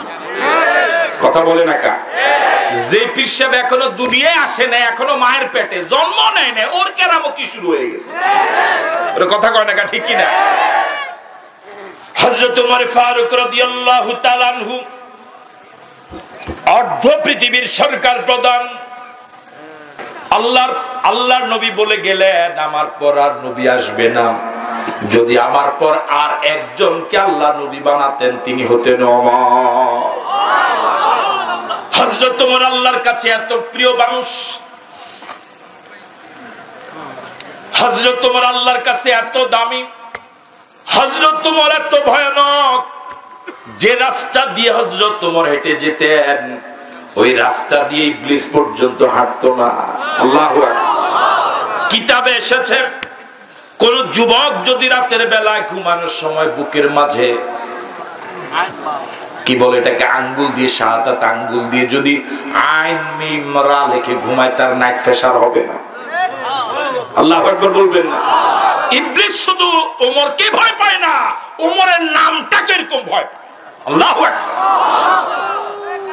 অর্ধ পৃথিবীর সরকার প্রধান ওমর মসজিদে নববীতে খুতবা জানালেন, পিছন থেকে একজন মুসল্লি দুহাত তুলে বললেন ইয়া খলিফাতুল মুসলিমিন, একটা প্রশ্নের সঠিক জবাব যতক্ষণ না দিবেন ততক্ষণ আপনার খুতবা শুনবো না, আপনার পিছনে আমরা নামাজও পড়বো না। আল্লাহু আকবার বলবেন। মনোযোগ নাই মনে আপনাদের? যাকে ইবলিস ভয় পায় একজন মুসল্লি দাঁড়িয়ে বলল আপনার খুতবা ততক্ষণ শুনবো না যতক্ষণ না একটা প্রশ্নের জবাব না দেন। আল্লাহু আকবার। এখন কি মেম্বারের সামনে এরকম কথা বলা যাবে? আপনার একটা দল আছে না, লাডিয়েল আছে না আপনার? এটা আছে তো, হয়তো স্বীকার করছে। ঠ্যাঙ্গাইলেবেন না যদি এরকম কথা কেউ করে। এখন এই মেম্বারের সামনে এরকম কথা বলার সাহস আমার মনে হয় না। অর্ধ পৃথিবীর সরকার প্রধান ওমরের সামনে বলছে। হযরত ওমর জনগণের কাঠগড়া আসামি হয়ে দাঁড়িয়ে আছেন, খুতবা দেওয়া বন্ধ, পুরা মসজিদে নববীতে পিন পতন নীরবতা, সাহাবায়ে কেরাম সকলে নীরব। ওই অভিযোগকারী কি না জানি অভিযোগ স্থাপন করে। এবার সেই মুসল্লি সাহাবী হযরত ওমরকে প্রশ্ন করে বললেন ইয়া খলিফাতুল মুসলিমিন, কয়েকদিন আগে রাষ্ট্রের পক্ষ থেকে জনগণকে জামার কাপড় আপনি দিয়েছিলেন, প্রত্যেকে একটা করে জামার কাপড় দিয়েছিলেন, আমিও একটা জামার কাপড় পেয়েছিলাম। আজ আপনি যে নতুন লম্বা জামাটা গায়ে দিয়ে খুতবা দিতে দাঁড়ালেন, রাষ্ট্রের পক্ষ থেকে বন্টন করা একটা জামার কাপড়ে এত লম্বা জামা হওয়ার কথা নয়। নিশ্চয় আপনি আমাদেরকে দিয়েছেন একটা জামার কাপড়, আপনি নিয়েছেন দুইটা। আপনি কেন এরকম জুলুম করলেন? কেন এরকম জুলুম করলেন? কেন আমাদের প্রতি ইনসাফ করেন নাই? আপনি যখন দুটা নিয়েছেন আমাদেরকে কেন দুটা জামার কাপড় দেন নাই? এই প্রশ্নের সঠিক জবাব যতক্ষণ না পাওয়া যাবে আপনার পিছনে নামাজ পড়বো না। আল্লাহু আকবার। হযরত ওমর দাঁড়িয়ে আছেন, অর্ধ পৃথিবীর সরকার প্রধান, জনগণের আসামির কাঠগড়া দাঁড়ানো। হযরত ওমর বললেন শুনো, আমার পক্ষ থেকে এই প্রশ্নের জবাবটা যদি আমার ছেলে আব্দুল্লাহ দেয় তোমরা কি তাকে সুযোগটা দিবা? আমার মন চায় আমার পক্ষ থেকে তোমার প্রশ্নের জবাবটা আমার ছেলে আব্দুল্লাহ দিবে। জুমার খুতবা দিতে আসতেন, ওই জামাটা গায়ে দিয়ে বাবা রাষ্ট্র চালাতেন, ওই জামাটা গায়ে দিয়ে বাবা সচিবালয় চালাতেন, ওই জামাটা গায়ে দিয়ে বাবা মসজিদে নববীর ইমামতি করতেন। আমি বাবার ছেলে, আমার অর্থনৈতিক অবস্থা এমন ভালো নয় যে বাবাকে নতুন আরেকটা জামা বানায় দিতে পারি। শুধু বাবার এই দুঃখ মনে মনে দুঃখিত হওয়া ছাড়া আমার কোনো উপায় ছিল না। রাষ্ট্রের জনগণ হিসাবে আপনারা যেভাবে একটা জামার কাপড় পেয়েছেন, আমিও তো একটা জামার কাপড় পেয়েছিলাম। আমার বাবা ডবল জামার কাপড় নেয় নাই। ও আল্লাহর নবীর সাহাবারা, আমি রাষ্ট্রের পক্ষ থেকে যে জামার কাপড় পেয়েছিলাম, আমি আমার ভাগের জামার কাপড়টা আমার বাবাকে উপহার দিয়ে দিয়েছি। আমার বাবার পাওনাটা আর আমার পক্ষ থেকে পাওয়া উপহার, দুইটা জামার কাপড় মিলে বাবাই নতুন জুব্বাটা বানিয়েছেন, লম্বা জামাটা বানিয়েছেন। হযরত ওমর এবার জবাব শেষ হওয়ার পর ওই সাহাবীর অভিযোগকারীকে বললেন, এই প্রশ্নের জবাবটা যদি তোমার বিশ্বাস হয় এই জবাবটাই যদি সঠিক হয়, এই জবাবটাই যদি একমাত্র জবাব হয়, ও অভিযোগকারী আল্লাহর নবীর সাহাবী, এবার কি তুমি আমাকে অনুমতি দিবা আমি খুতবা পড়বো?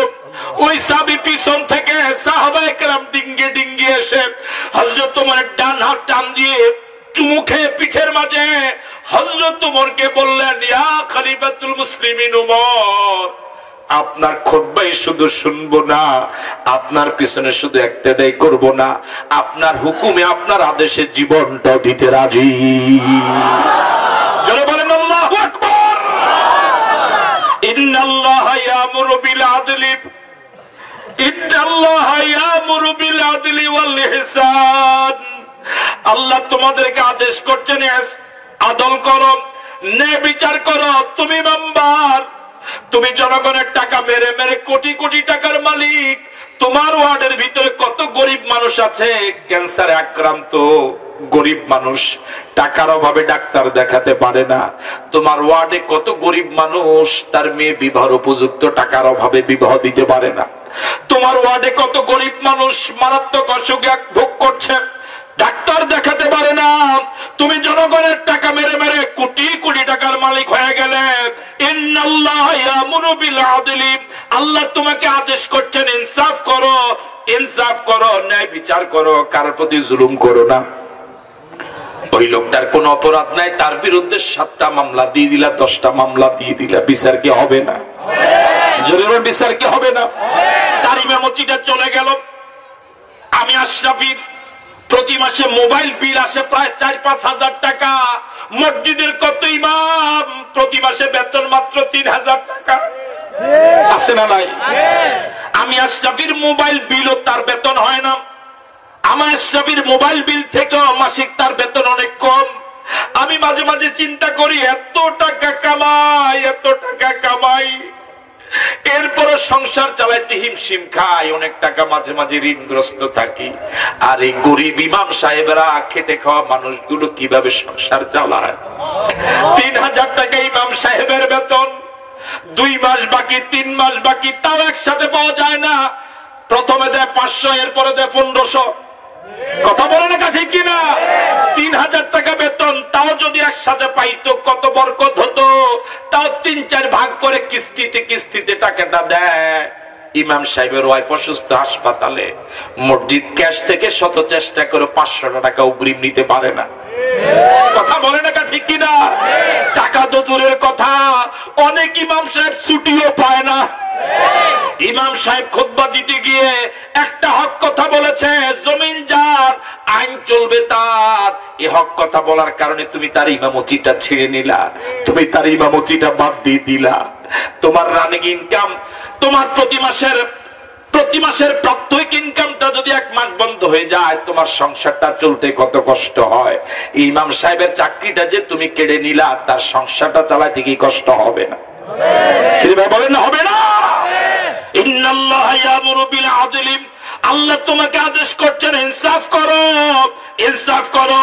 ওই ইমাম সাহেব হক কথা বলেছে, তার ইমামতি কে নেওয়া তো পরের কথা, তার বেতন বেড়ে যাওয়ার কথা ছিল। কথা বলেন না কা? সেই ইমাম সাহেব সঠিক কথা বলে, হক কথা বলে, তার বেতন বাড়ানো দরকার ছিল, বাড়াও তো নাই। তার বেতনটা কেটে দিলা, বন্ধ করে দিলা, চাকরিটা বাদ দিয়ে দিলা। বিচার কি আল্লাহ করবে না? আরে জরুরি বিচার কি আল্লাহ করবে না? সমাজের রন্ধ্রে রন্ধ্রে জালেমে ভরে গেছে, ঠিক নয় কি? আজীবন মসজিদের সভাপতি থাকবা না?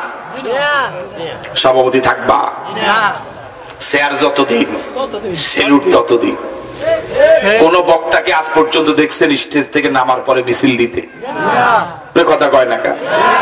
বক্তাদেরকে মিছিল দেয় কখন? কেন? একটু পরে কি পাবে? নামার সময় যত ওয়াজি ভালোই করুক, কেউ মিছিল দেয় না। কেন দেয় না? কথা কয় না কেন? শেয়ার নাই। ঠিক আছে কথা? ইন্নাল্লাহা ইয়ামুরু বিল আদলি, আল্লাহ তোমাকে আদেশ করছেন ইনসাফ করো, ইনসাফ করো। হযরত আলী চতুর্থ খলিফা যুদ্ধে রওনা হলেন। প্রতিমধ্যে কিছু দূর যাওয়ার পরে তার মাথার লোহার হেলমেটটা চুরি হয়ে গেল। হযরত আলী খবর পেলেন একজন ইহুদি লোহার হেলমেটটা চুরি করেছে।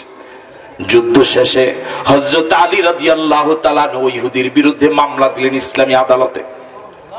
প্রধান বিচারপতি হযরত সুরাহবিল রাদিয়াল্লাহু তাআলা মামলার জন্য নির্ধারিত দিন ধার্য করলেন শুনানির জন্য।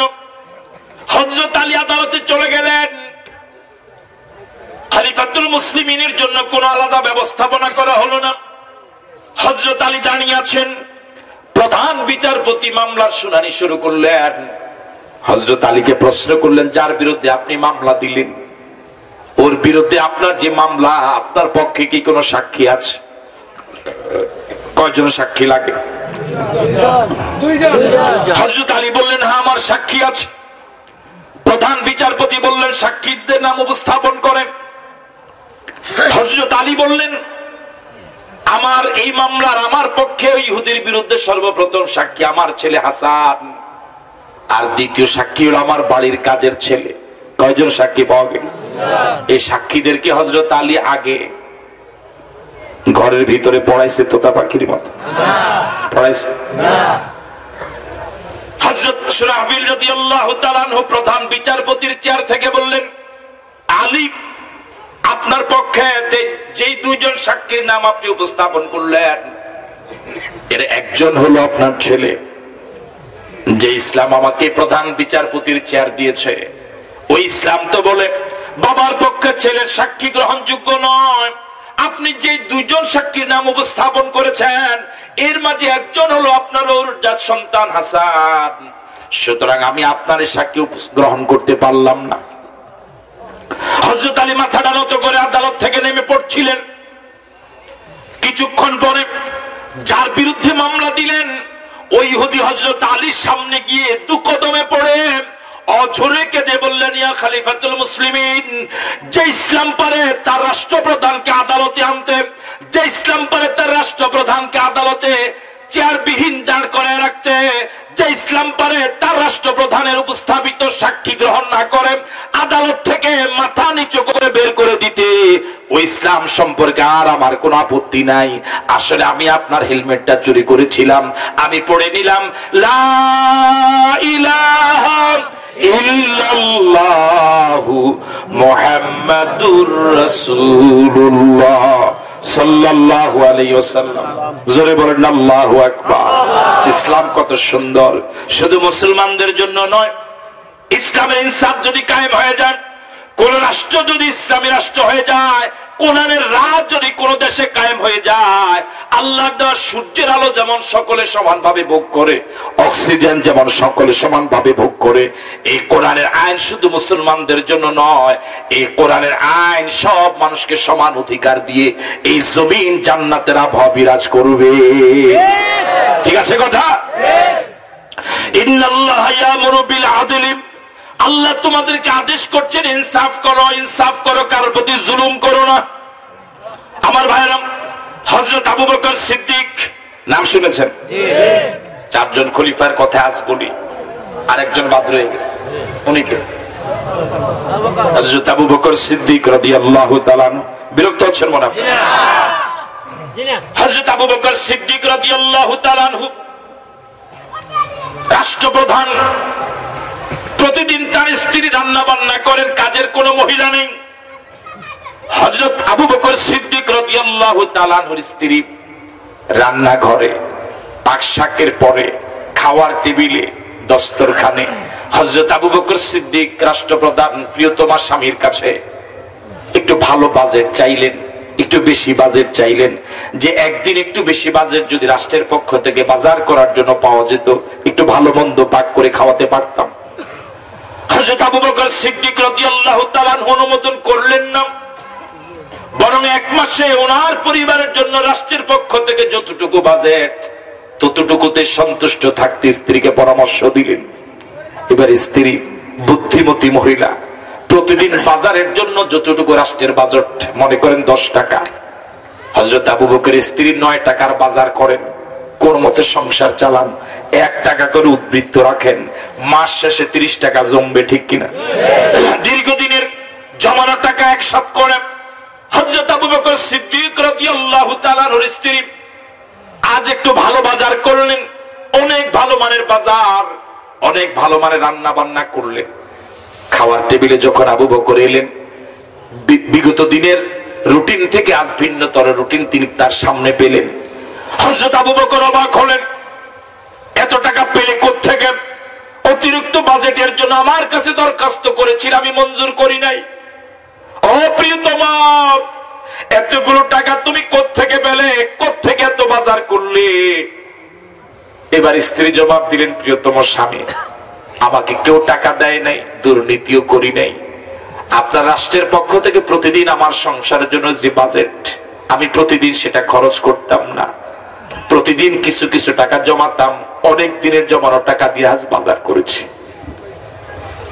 হযরত আবু বকর সিদ্দিক জিজ্ঞেস করলেন, কত টাকা দিয়ে বাজার করেছে, কত টাকা জমা রেখেছে?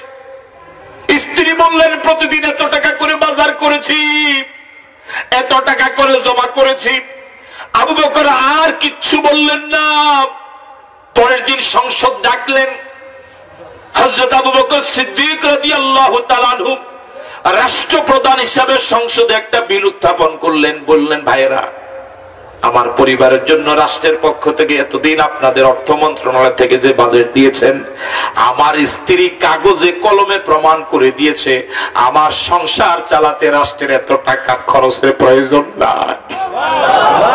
জোরে বলেন আল্লাহু আকবার। আমার স্ত্রী কাগজে কলমে নয়, বাস্তবে প্র্যাকটিক্যাল প্রমাণ করে দিয়েছে 10 টাকা নয়, প্রতিদিন আমার সংসার 9 টাকা হলেই চলে। আমি প্রস্তাব করছি, আজ চলমান সংসদে এতদিন পর্যন্ত যা গিয়েছে, আজ থেকে আমার সংসারের জন্য প্রতিদিন আর আগের মতো 10 টাকা নয়, প্রতিদিন 9 টাকা করে বরাদ্দ দেওয়া হোক। আল্লাহু আকবার। আরো জোরে বলেন আল্লাহু আকবার। ইন্নাল্লাহা ইয়ামুরু বিল আদলি, আল্লাহ তোমাদেরকে আদেশ করছেন ইনসাফ করো, ন্যায় বিচার করো, ন্যায় বিচার করো, কারোর প্রতি জুলুম করো না, কারোর প্রতি জুলুম করো না। তুমি বড় ভাই, তোমার মা নাই বাবা নাই, ছোট ভাইদের প্রতি জুলুম করো না। তুমি বড় ভাই, তোমার মা নাই বাবা নাই, বোনদের প্রতি তুমি জুলুম করো না। তুমি স্বামী, তোমার স্ত্রীর প্রতি তুমি জুলুম করো না। তুমি বাবা, তোমার সন্তানদের প্রতি তুমি জুলুম করো না। তুমি বক্তা আয়োজকদের সাথে তুমি জুলুম করো না। তুমি ইমাম মুসল্লিদের সাথে তুমি জুলুম করো না। তুমি মেম্বার, তুমি সদস্যদের সাথে জুলুম করো না। তুমি চেয়ারম্যান, তুমি জনগণের সাথে জুলুম করো না। তুমি রাষ্ট্রপ্রধান, তুমি রাষ্ট্রপ্রধান, তুমি রাষ্ট্রপ্রধান, তোমার জনগণের প্রতি তুমি জুলুম করো না। ইন্নাল্লাহা ইয়ামুরু বিল আদলি ওয়াল ইহসান, আল্লাহ আদেশ করেছিলেন কয়টা? আল্লাহ তোমাদেরকে আদেশ করছেন ইনসাফ করো। কি করো? আমরা কি ইনশাআল্লাহ ইনসাফ করতে পারবো? ডান পাশে ভালো জবাব পাওয়া গেছে, আলহামদুলিল্লাহ। ওরা আসহাবুল ইয়ামিন, ওরা আসহাবুশ শিমাল। হ্যাঁ, না সবাই আসহাবুল ইয়ামিন। আমরা কি ইনসাফ করতে পারবো? ইনশাআল্লাহ পারবো, ইনশাআল্লাহ। আমরা জুলুম করব না, রাজি আছি, এবং জুলুম সহ্য করব না। এটা তো জবাব পাওয়া যায় না ভালো। আমরা জুলুম করব না, জুলুম হতে দেব না, আমরা জালেম হব না, জালেমদেরকে দাঁত ভাঙা জবাব দেব। রাজি আছি?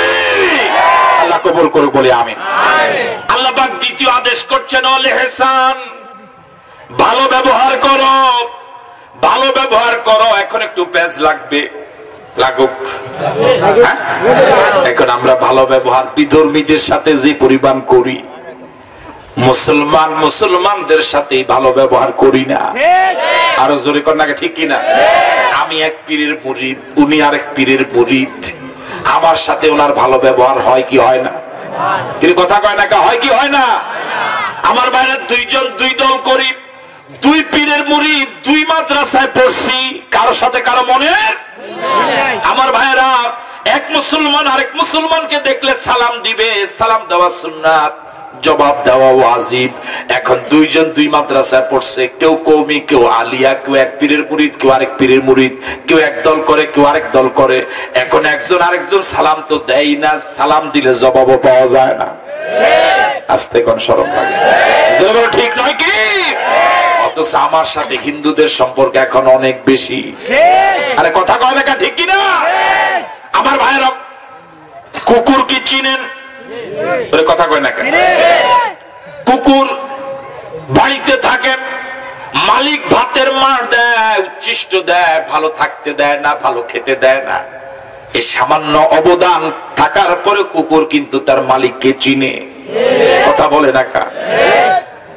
রাত 12টার পরে যদি কোন আগন্তুক আসে, কুকুর ঘেউ ঘেউ করে মালিককে সজাগ করে।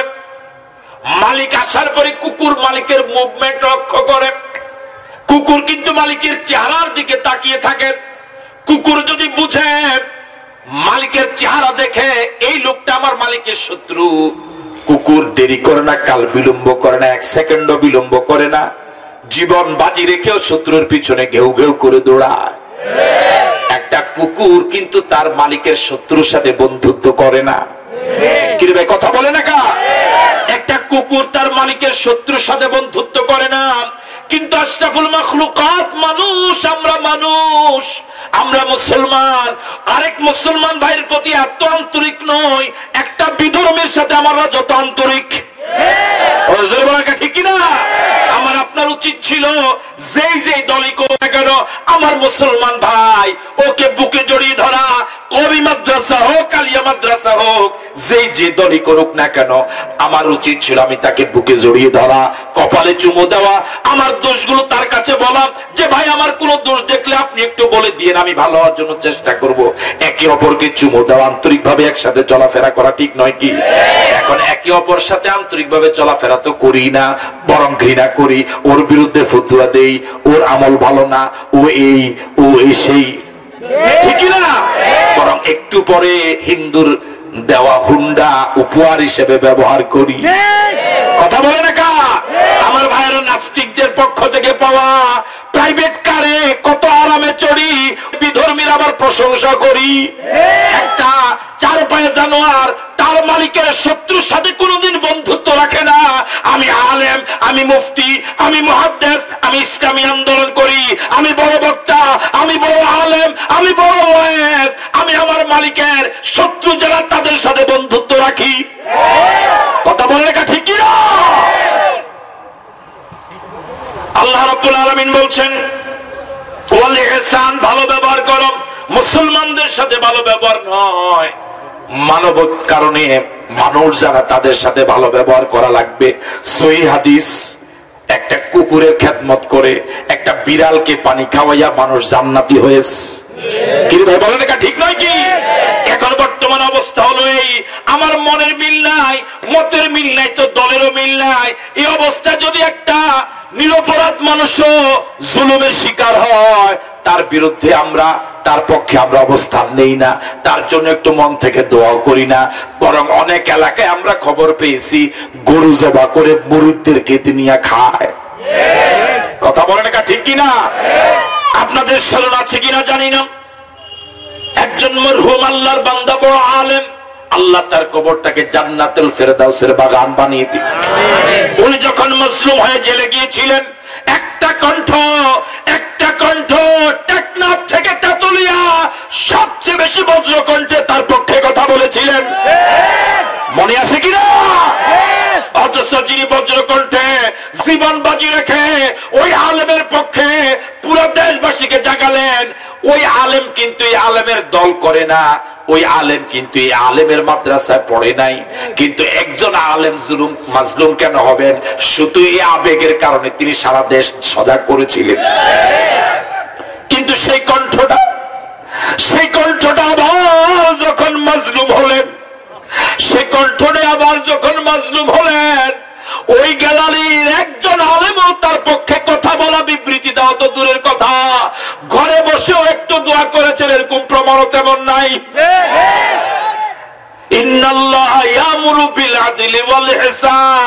আল্লাহ তোমাকে আদেশ করছেন ইহসান করো, ভালো ব্যবহার করো। তুমি আলেম, তুমি যদি আরেকজন আলেমের সাথে ভালো ব্যবহার করতে না পারো, তো তোমার ভালো ব্যবহার কার জন্য? তুমি আলেম, তোমার ভালো ব্যবহার যদি আরেকজন আলেম না পায়, তুমি পীর, তোমার ভালো ব্যবহার যদি আরেকজন পীর না পায়, তো তোমার ভালো ব্যবহার কার জন্য রাখছো তুমি? আল্লাহ নবী বললেন, সিলমান কাতাকা ওয়াফু আম্মান যালামাকা ওয়াহসিন ইলা মান নাসা ইলাইক। আল্লাহ নবী বললেন সিলমান কাতাকা, যে তোমার সাথে সম্পর্ক ছিন্ন করে তুমি তার সাথে সম্পর্ক জোড়া লাগাও। আল্লাহু আকবার বলবেন না? আমি খারাপ, আমি আলিয়া পড়ছি, আমার দাড়ি ছোট, আমার জামা ছোট, তোমার যদি আমার প্রতি দরদ থাকে, তোমার যদি আমার প্রতি দরদ থাকে, মায়া থাকে, আমাকে বুকে টেনে জড়িয়ে ধরে তোমার বলা দরকার আশরাফি তোমার এই পথটা ভালো নয়, তুমি এ পথে আসো। তুমি আমাকে আদর দিয়ে সোহাগ দিয়ে তোমার ভালো পথে নেওয়া দরকার ছিল, তুমি ভালো পথে তো নেওই না, বরং আমার বিরুদ্ধে জায়গায় জায়গায় ফতুয়া দিয়ে তোমার কবিরা গুনাহটা আরো বাড়াও, তোমার গুনাহগুলো আরো বাড়াও।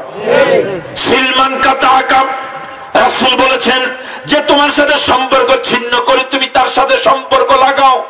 ওয়াফু আম্মান যালামাকা, যে তোমার সাথে খারাপ ব্যবহার করে তুমি তার সাথে ভালো ব্যবহার করো। তোমার সাথে যে জুলুম করে তুমি তাকে পারলে মাফ করে দাও।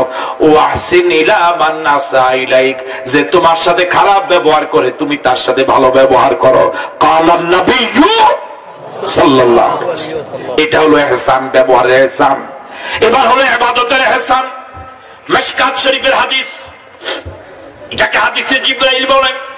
হযরত জিবরাইল একদিন আল্লাহর নবীর কাছে এলেন। আল্লাহর নবীর হাঁটুর সাথে হাঁটু লাগিয়ে তাশাহুদে মানুষ যেভাবে বসে আল্লাহর নবীর সামনে এভাবে বসলেন। আল্লাহর নবীকে অনেক প্রশ্ন করলেন, এর মাঝে একটা প্রশ্ন ছিল মাল ইহসান। আল্লাহ পাক এখানে বললেন ইন্নাল্লাহা ইয়ামুরু বিল আদলি ওয়াল ইহসান, ইহসান করো। এবার বলছি ইবাদতের ইহসান কাকে বলে? জিবরাইল বললেন মাল ইহসান। জবাব এলো আনতা আবুদাল্লাহা কান্নাকা তারা ফাইন লাম তাকুন তারাহু ফাইন্নাহু ইয়ারাক। আনতা আবুদাল্লাহা কান্নাকা তারা, ইহসান হলো, ইবাদতের ইহসান হলো তুমি আল্লাহর গোলামি করবে, আল্লাহর বন্দেগী করবে এভাবে যেন তুমি আল্লাহকে দেখে দেখে গোলামি করছো। সুবহানাল্লাহ। যদি এই মানের পৌঁছা তোমার সম্ভব না হয়, ফাইল্লাম তাকুন তারাহু ফাইন্নাহু ইয়ারাক, এই মানের আবেদ হওয়া যদি তোমার পক্ষে সম্ভব না হয়, যখন তুমি নামাজে দাঁড়াবা তুমি এটা চিন্তা অবশ্যই রাখাই লাগবে, আমি যদি আমার আল্লাহকে না দেখি আমার আল্লাহ অবশ্যই আমাকে দেখছে। আল্লাহ, আমরা এখানে ইবাদত বন্দেগী করি, নামাজ পড়ি, যত বাজে চিন্তা সব নামাজে আসলে, ঠিক কিনা? টুপিটা ঘুরাই এদিক সেদিক তাকাই, ওটা নামাজ না এটা ফাইজলামি, আল্লাহই ভালো জানে। আমি কি কথা বুঝতে পারলাম? আনতা আবুদাল্লাহ, আল্লাহর গোলামি করো। আল্লাহু আকবার বলে তাকবীরে তাহরিম বাঁধো। একটু আগে তোমার জন্য যা হারাম হালাল ছিল সব হারাম হয়ে গেল। আল্লাহর সামনে তুমি দাঁড়াও একাগ্রতার সাথে, খুশু খুজুর সাথে, ইখলাসের সাথে আল্লাহকে দেখে দেখে সিজদা দিচ্ছ। এই অবস্থায় পৌঁছা যদি সম্ভব না হয়, তুমি এই কথা মনে রাখতে হবে, আমি যদি আমার মাওলাকে না দেখি আমার মাওলা অবশ্যই আমাকে দেখছে। আল্লাহ। ইসলাম বিরোধীরা, ইসলামের শত্রুরা রাসূলের ব্যাপারে অনেক মন্তব্য করে। আমার রাসূল অস্ত্র দিয়ে ইসলাম বিজয় করে নাই, আমার রাসূল ইসলাম বিজয় করেছে ভালো ব্যবহার দিয়া। জোরে বল ঠিক কিনা? রাসূলের ব্যবহারে বিধর্মীরা কালিমা পড়ে মুসলমান হয়েছে, আর আমাদের ব্যবহারে মুসলমানদের ভিতরে এখন দলাদলি। এক ইমামের পিছনে নামাজ পড়ে, নামাজ শেষে এই কোনায় 5 জন, ওই কোনায় 10 জন, এই কোনায় 20 জন, মাঝখানে 5 জন, ঠিক কিনা? ওরে কথা বলে না, ঠিক কিনা? কেউ লা ইলাহা, কেউ শুধু লা, তো আস্তে একটু উপরে টানবে, কারো সাথে কারো কি নেই, মিল নেই। আল্লাহ আমাদের সকলকে সত্যিকার ইসলাম বুঝার তৌফিক দান করুক, মানুষের সাথে ভালো ব্যবহার করার তৌফিক দান করুক। ওয়াইতাইজিল কুরবা, আল্লাহ তোমাকে তৃতীয় আদেশ দিচ্ছেন, নিকটাত্মীয়ের হক আদায় করো। আল্লাহু আকবার। এখন আত্মীয়দেরকে তো আমরা ভুলতে বসেছি, ঠিক কিনা? আত্মীয়দের খোঁজ খবর এখন নেই না। আমার ভাইরা অনুরোধ থাকবে, আত্মীয়র হক আদায় করুন, আত্মীয়দের খোঁজ খবর নেন। এখন ফোনের যুগ, যেতে পারেন না অন্তত ফোন করুন, মাঝে মাঝে একটু খোঁজ খবর নেন। আপনি এত বড় আলেম, আপনার আত্মীয় স্বজনরা আপনার সাথে ভালো সম্পর্ক নাই, তো আপনি কাকে ওয়াজ করান? কথা কয় না, ঠিক? ওয়াইতাইজিল কুরবা, নিকটাত্মীয়ের হক আদায় করেন। আল্লাহু আকবার বলবেন না? ফুফু 4 জন, 3 জনের মেয়ে আছে, 1 জনের মেয়ে নাই। যে 3 জনের মেয়ে আছে মামতো ভাইরা ওই বাড়িতে একটু বেশি যায়। কথা কয় না, ঠিক কিনা? গিয়ে আবার বিবৃতি দেয় হুক্কু আমরা এরকম হরান হরে, ঠিক আছে কথা। আবার যে ফুফুর মেয়ে নাই দাদিয়ে যতই কয় আরে তোর হে হুকুমের একটু ছাইয়েস না, কথা কয় টাকা ঠিক একার বেশি খারাপ করলাম কথাটা। হ্যাঁ এই এতক্ষণে একটা লোকে মাত্র মুখ খুলছে, এই 1.5-2 ঘন্টা আমি এই পর্যন্ত দেখি নাই, তবে আমি মোটামুটি সফল যে আমরা মুখটা খুলতাম পারছি আলহামদুলিল্লাহ। আমার ভাইয়েরা ওয়াইতাইজিল কুরবা, নিকটাত্মীয়ের হক আদায় করো, নিকটাত্মীয়ের হক আদায় করো। আপনজন যারা, প্রিয়জন যারা, আত্মীয় স্বজন যারা, তাদের খোঁজ খবর নাও। আমি বড় আলেম, আমি বড় আলেম, আমি বড় মুফতি, আমি বড় মুহাদ্দিস, আমি আত্মীয়তার বন্ধন রাখি না, খোঁজ খবর নেই না, আমার এই এলেমের কোন দাম নাই, ঠিক আছে কথা। এই 3টা আদেশ মেনে চলার তৌফিক আল্লাহ পাক দান করুক বলি আমিন। আরো জোরে সরে বলি আমিন, আরেকবার বলি আল্লাহুম্মা আমিন। ربنا ظلمنا أنفسنا وإن لم تغفر لنا وترحمنا لنكونن من الخاسرين ربنا آتنا في الدنيا حسنة وفي الآخرة حسنة وقنا عذاب النار رب ارحمهما كما ربياني صغيرا। রব্বুল আলামিন এলাকার যুব সংঘ কর্তৃক আয়োজিত তাফসীর মাহফিল সম্ভবত বিকেল থেকে শুরু হলো, রাতের অংশ পর্যন্ত আমরা যোগ্যরা যা আলোচনা করেছি ভুল ত্রুটিগুলো ক্ষমা করে কবুল করে নেন। সওয়াবটুকু নবীজির রওজা সোনার মদিনায় পৌঁছে দিন। তামাম পৃথিবীর জমিনে তোমার যত বান্দা যত বান্দি ঈমান নিয়ে চলে গেল সকলের রূহে পৌঁছে দিন। বিশেষ করে আল্লাহ আমরা যারা হাত তুলেছি আমাদের মা বাপ দাদা দাদি নানা নানি শ্বশুর শাশুড়ি পীর ওস্তাদ হকদার পাওনাদার ছাত্র শিক্ষক বংশের মানুষ পরিচয়ের মানুষ যারা যারা পরিমাণ ঈমান নিয়ে অন্ধকার কবরে চলে গেল, তাদের সকলের কবরগুলোকে জান্নাতের বাগান বানিয়ে দিন। রব্বুল আলামিন এই মাহফিলের আয়োজন যারা করলেন, শোনার জন্য যারা আসলেন, অর্থ দিয়ে বুদ্ধি দিয়ে পরামর্শ দিয়ে উপস্থিত হয়ে এই জান্নাতের বাগান যারা সাজালো, তাদের সবার জন্য জান্নাতের বাড়ি সাজায় দিও আল্লাহ। রব্বুল আলামিন আমরা যারা হাত তুলেছি আমাদের জীবনের সমস্ত গুনাহ খাতাগুলো মাফ করে দিন আল্লাহ। আমাদেরকে তোমার গোলাম বানাও, তোমার নবীর খাস উম্মত বানাও আল্লাহ। আমরা যারা অসুস্থ আছি মেহেরবানি করে সুস্থ করে দিন আল্লাহ। আমরা যারা বিপদে আছি উদ্ধার করে দিন আল্লাহ। সমস্যার সমাধান করে দিন, অভাব অনটন দূর করে দিন আল্লাহ। আজকের মাহফিলের সভাপতি যিনি ইউনিয়নের চেয়ারম্যান আল্লাহ তাকে হায়াত দারাজ করে দিন, ইসলামের জন্য কবুল করে নেন, ইসলামের সহি বুঝ তার সিনায় প্রবেশ করায় দিন রব্বুল আলামিন। আজকের মাহফিলে যত মুরব্বী আসলো হায়াত দারাজ করে দিন, মুরব্বীদের স্বাস্থ্য ভালো করে দিন আল্লাহ। অসংখ্য উলামায়ে কেরাম এসেছেন আল্লাহ, উলামায়ে কেরামের ইজ্জত আপনি বাড়ায়া দিন আল্লাহ। অসংখ্য যুবক এসেছে মুনিব, এই যুবকদেরকে মুজাহিদ বানায়া দিন, ইসলামী আন্দোলনে সহি বুঝ দিয়া দিন আল্লাহ। যত ব্যবসায়ী ভাইরা আসলেন ব্যবসায় তুমি তারাক্কি দিয়ে দিও আল্লাহ। এলাকার মা বোনদের জীবনের গুনাহগুলো মাফ করে দাও, খাদিজা বানাও, সুমাইয়া বানাও রব্বুল আলামিন। এলাকার যারা বিদেশে আছে হায়াত দারাজ করে দাও, হালাল কামাই রুজিতে বরকত দিয়ে দাও আল্লাহ। যারা লেখাপড়া করে জেহেন যাকাত বাড়ায় দাও আল্লাহ। যারা পরীক্ষা দিচ্ছে এসএসসি এবং দাখিল কামিয়াব হওয়ার তৌফিক দিয়ে দাও আল্লাহ। আমাদের প্রিয় দেশ বাংলাদেশ, এ দেশের স্বাধীনতা সার্বভৌমত্বকে হেফাজত করো। স্বাধীনতার বিরুদ্ধে যত ষড়যন্ত্র সব নস্যাৎ করে দাও। ৭১ সনে স্বাধীনতার জন্য যারা জীবন দিলেন, জাতির শ্রেষ্ঠ সন্তান বীর মুক্তিযোদ্ধা খাঁটি ঈমানদার অবস্থায় যারা কবরে গেলেন শহীদ হিসেবে কবুল করে নাও। এখনো যে সমস্ত বীর মুক্তিযোদ্ধা ভাইরা জীবিত আছেন দ্বীনের জন্য কবুল করে নাও। আমাদের দেশের সেনাবাহিনী, এ দেশের বিজিবি, এ দেশের র্যাব, এ দেশের পুলিশ ভাইদের প্রতি তোমার খাস রহমত নাজিল করো। মুসলমান যারা আল্লাহ ওয়ালা বানায়া দাও আল্লাহ। এই দেশের জমিনটাকে কোরআনের জন্য তুমি কবুল করে নাও, কোরআন ওয়ালাদের জন্য জমিন তুমি সহজ করে দাও। সারা পৃথিবীর মাজলুমদেরকে তুমি গায়বী মদদ করো আল্লাহ। আল্লাহ মাজলুমদের তুমি যদি না থাকো এই মাজলুমদের জন্য আর কে আছে মুনিব? রব্বুল আলামিন এই মাজলুমদেরকে তুমি গায়বী মদদ করে আল্লাহ বিজয় দিয়ে দাও। একজন বাচ্চা অসুস্থ আল্লাহ দোয়া চেয়েছে, মেহরবানি করে তাকে সুস্থ করে দাও আল্লাহ। আব্দুল নূর সহ যে সমস্ত যুবকের আয়োজন করেছে আল্লাহ তাদেরকে মুজাহিদ হিসেবে কবুল করে নাও আল্লাহ। আমরা এসেছি গুনাহ সহ, গুনাহ মুক্ত করে আমাদেরকে বাড়ি ফিরে নিও আল্লাহ। রব্বানা লা তুযিগ কুলুবানা بعد إذ هديتنا وهب لنا من لدنك رحمة إنك أنت الوهاب وفوض أمري إلى الله إن الله بصير بالعباد حسبنا الله ونعم الوكيل نعم المولى ونعم النصير سبحان ربك رب العزة عما يصفون وسلام على المرسلين والحمد لله رب العالمين السلام عليكم ورحمة الله